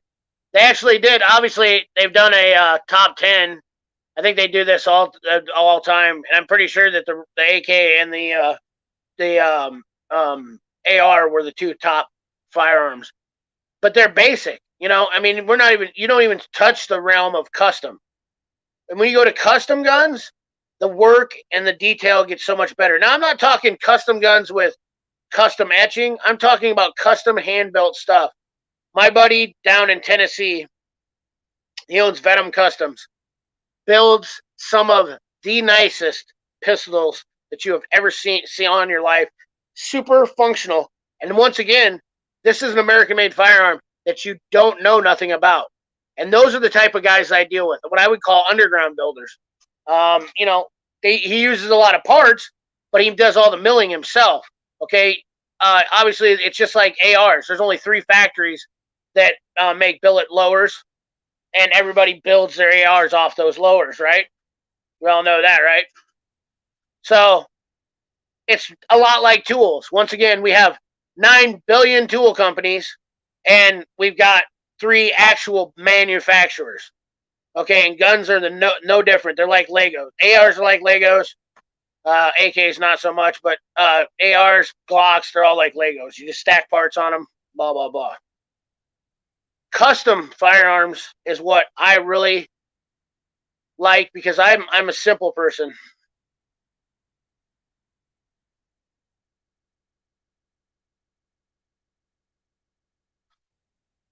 Yeah, you know, I like AK. I'm the same way, Occupant. I haven't built a lot of them, but I love them. I don't know why I love them, but I just do. They are sexy machines. They're fun to shoot. The problem is the government's ruling out our ammo, and they're trying to stop it from coming in. There's not Russian ammo is really harder. It's getting harder to get. The biggest thing is, um, learning how to build your own is the next step in my game. I want a mill, I want a lathe, I want to do all that myself. I can buy a piece of billet and cut my own firearm, 2011 style, 1911 whatnot. I'll take a Gala over yeah. There's a lot of there's so much stuff out there, Jaron. I mean, we can go at this for days. We go on this for days. There's so many fantastic FN paratrooper. I knew that. I was waiting for the FN to come in there. I knew that was going to be in shortly. It's the funny thing is FN builds great rifles and they build shitty pistols. If you've not shot a FN 5.7 before you buy one, I'm going to promise you're going to want to shoot it. It is the biggest pile of garbage out there. Cheapest feeling plastic pile of crap I think that I've ever shot.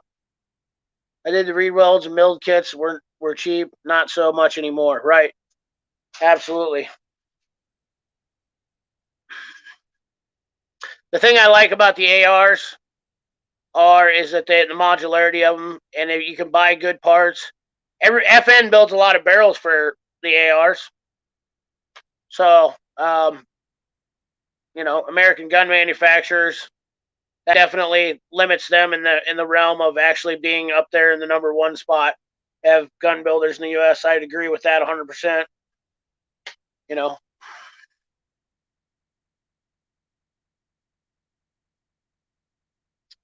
Exactly. I'm trying not to have too many opinions on here, Mark C. I'm just trying to give a little advice, have conversation. It's just really tough. I've learned over the years that messing around with a lot of different crap only leads to more problems. So if you stick to the basics and build the best basic type stuff, you're going to have good results. It's like a 350 Chevy. I know a lot of you guys are car guys. You can get more parts for a 350 Chevy than you can almost get for anything else. It's nice to have that support. Yes, it's very, what's the word I'm thinking of here? It's very vanilla. It's very vanilla, but you'll have something that's reliable and it functions, and it's you start playing around with this other stuff and getting into running 300 blackouts and 450 SOCOMs and stuff like that. It's a whole nother area of problems. Now you got special ammo, a lot of swaging, a lot of cutting brass. Like 300 blackout, that thing I just listen to that all the time. 300 blackout, man. I gotta have you a 300 blackout. And it's just like, what's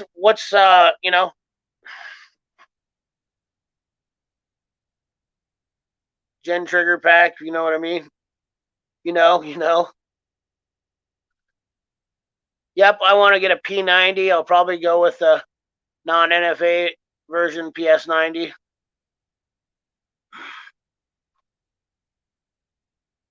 Oh man, what the hell? 57 pistols, man.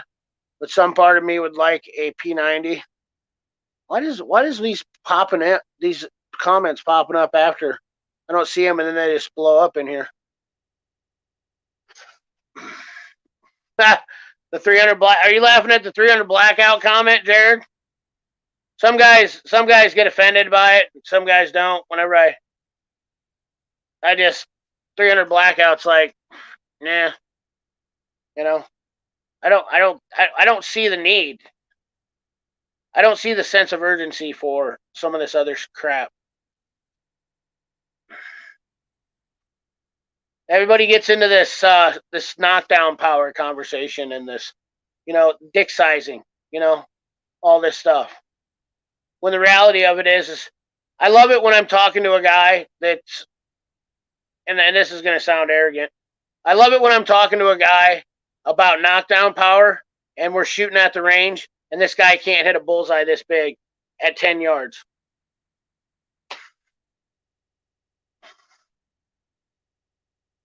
IWI shotgun. Oh, yeah. IWI shotgun. Oh, man.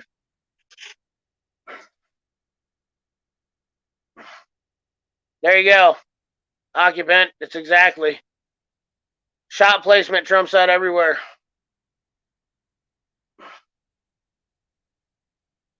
Yeah, we'll see what happens. Biden is going to have a lot of. I think they're going to go after primers. Honestly, this is what everybody should be focusing on. These little guys right here. Getting as many of these as you possibly can. I think they're going to go after. They're going to use the EPA to go after these because they're going to say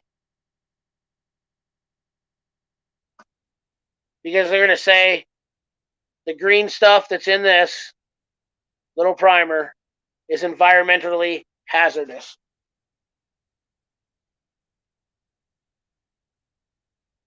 My buddy has a Benelli M4,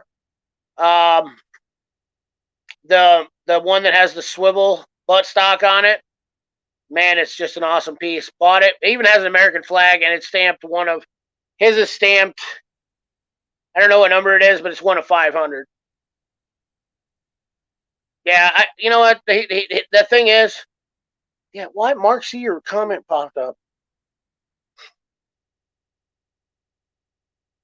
Ruger P90. I haven't shot a Ruger P90, but I'd like to, just to see what it's like. I think it's probably better than the FN. That's just my.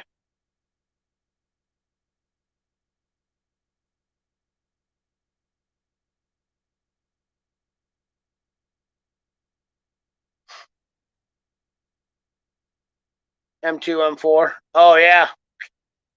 Hell yeah. That is awesome. Occupant, he has one of those too. The semi-auto pump one. Yeah, buddy. That thing's gangster. That thing's awesome. Pricey little gem. What are they going for now? $3,000?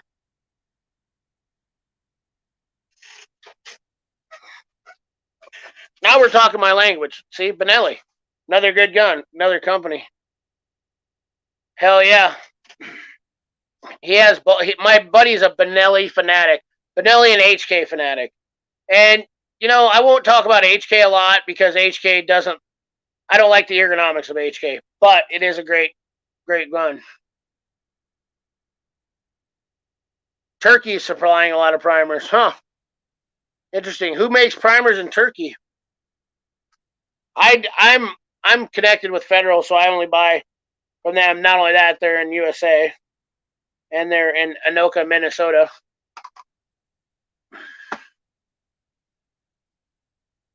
I get a pretty good deal. I get a pretty good deal through them. Knockdown power, stopping power. Wouldn't want that to be on the other. Yeah, exactly. Who wants to get? What does it matter? I mean, like, I wouldn't want to get shot with a 22, let alone. But you know, like, if I had to defend myself with a 22, I'm perfectly happy with that. Like, unless you got some kind of ballistic face shield on, I'm not concerned. My aim is good. 25 yards on anything 6 inches. HKU SPS. Yep. One of the most disappointing pistols I ever owned. I wanted to like it so bad it sucked. That's funny. I hate that gun. It's still a good gun, but I don't like. I mean, the mag drop on it is dumb. It's just, I don't know.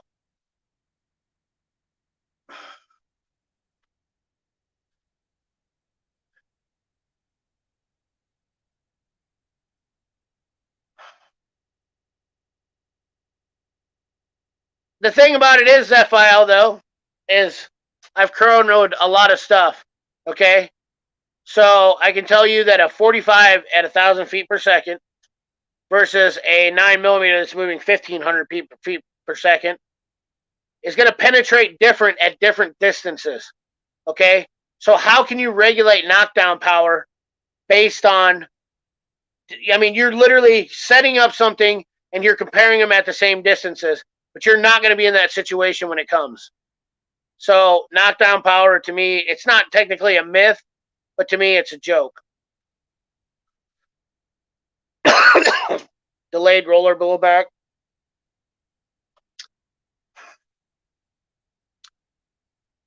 You're talking about a different size bullet, I understand. So I run 230 grain, 1911 or 19, excuse me, 230 grain. Not only that, different barrel sizes deliver different energy. So, these guys are running. I love it when a guy is telling me about knockdown power and they're shooting an XDS 45. So you're telling me about knockdown power in a 2.5-inch barrel? Interesting. Okay. Tell me about knockdown power in the how much kinetic energy are you losing from shooting a shorter barrel?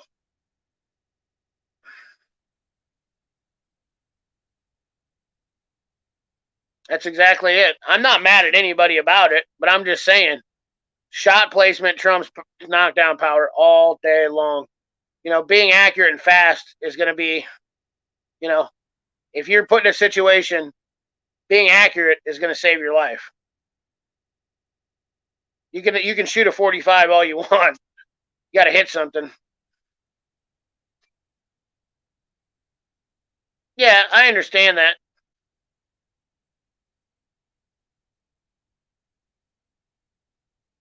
Don't knock my XDS. Well, I'm just saying the concealed carry guns. Everybody thinks buying these small guns with a big bullet is the way to go.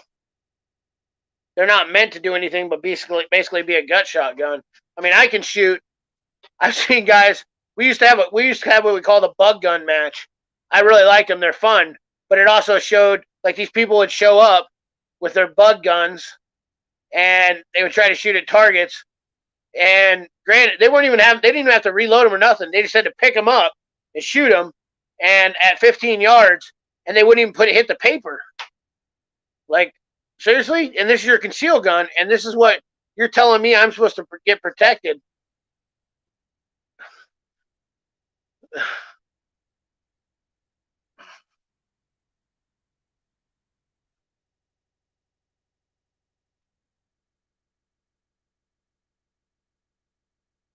Right. Did you see the knockdown power of a Twisted T? 460 has a lot of knock. Oh yeah, absolutely, Zephyl.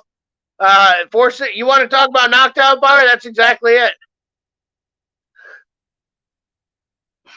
You want knockdown power? Get yourself a 454 Casull or a 44 mag, or hell, why not just get a 50? Just get a 50. You want knockdown power? That's why I say get a Desert Eagle. If you're worried about knockdown power, get a Desert Eagle. Then you can knock yourself down when you're shooting it.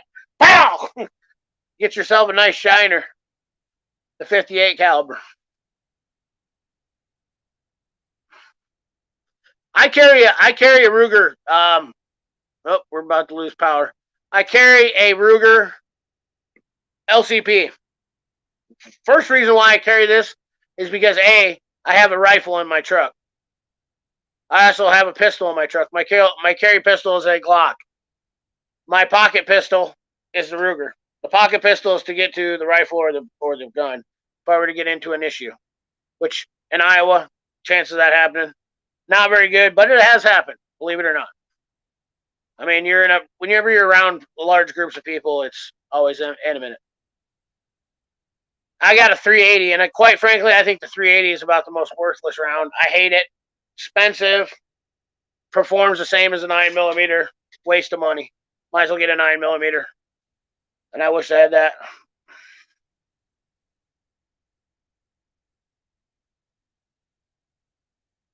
I carry my 9 or my BG 380 more than anything. The XDM40, XDS45 are still pretty good, accurate with all. Yeah, I like the XDSs the most because I think they do have the best sights on them. The new Ruger, mine has. I wish I could show it. I can't. I'm on live stream. I like the Ruger LCP too.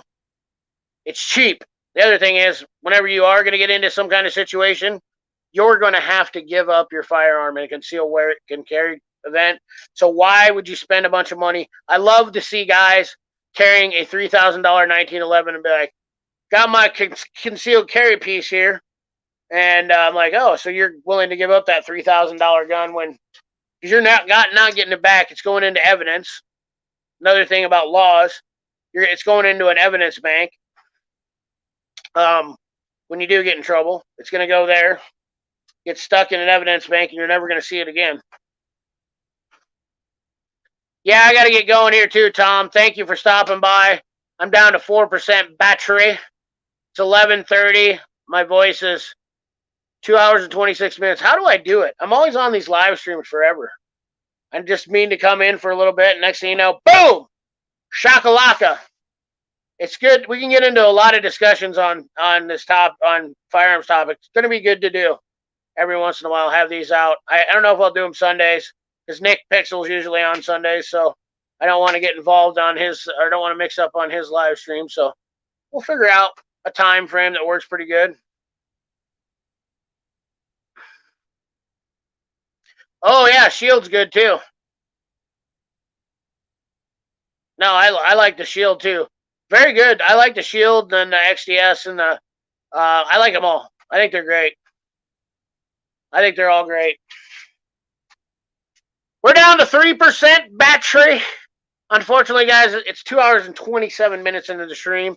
I definitely appreciate you guys sticking around, listening to me babble. We had a pretty good discussion, and definitely, Jesus doesn't love me, Michael. I can tell you that. If he did, I would be in better shape. I'm gonna be in better shape. I can promise you that. I love Jesus, though. I still love Jesus. I've used a 44 one time to break in. Took me 2 years to get it back. I used a 44 one time in a break-in. What? Oh, used it. Somebody broke into you. Yeah. That's there you go. Coming straight from a guy that's had it done. I lost mine too. I had to turn mine over too. Got in a situation where I had a guy that came on my property unannounced, walked into my house. I pulled a gun on him, called the cops. Cops came and arrested the guy and took my guns. Pretty awesome. Not very happy about it. I got him back, but it wasn't that long. As soon as they got the case taken care of, it was over with. I love you too, man, Michael. Love all you guys. I appreciate all you guys coming in. Zephael, appreciate you stopping by. Definitely wasn't aware you were up onto your firearms information as much. Jaron, definitely good to have you in here. Occupant, another one, really good to come in here. Oh, yeah, dude. I love it, Zephael. Life in the 906, you're just a little bit late. We're getting ready to sign off. I'm down to 2% power. I thank you, Zephael. Awesome stuff as always. I don't know much, but I'm listening. Hey, maybe you learned something. Maybe it'll help you out. Maybe it won't. You live in one of the best states to get involved in this stuff out there, John. So appreciate you guys. Remember, get out in the range, do some shooting. So appreciate you guys coming in always, man. Have a good night. Have a good work week. We'll see you in the new year.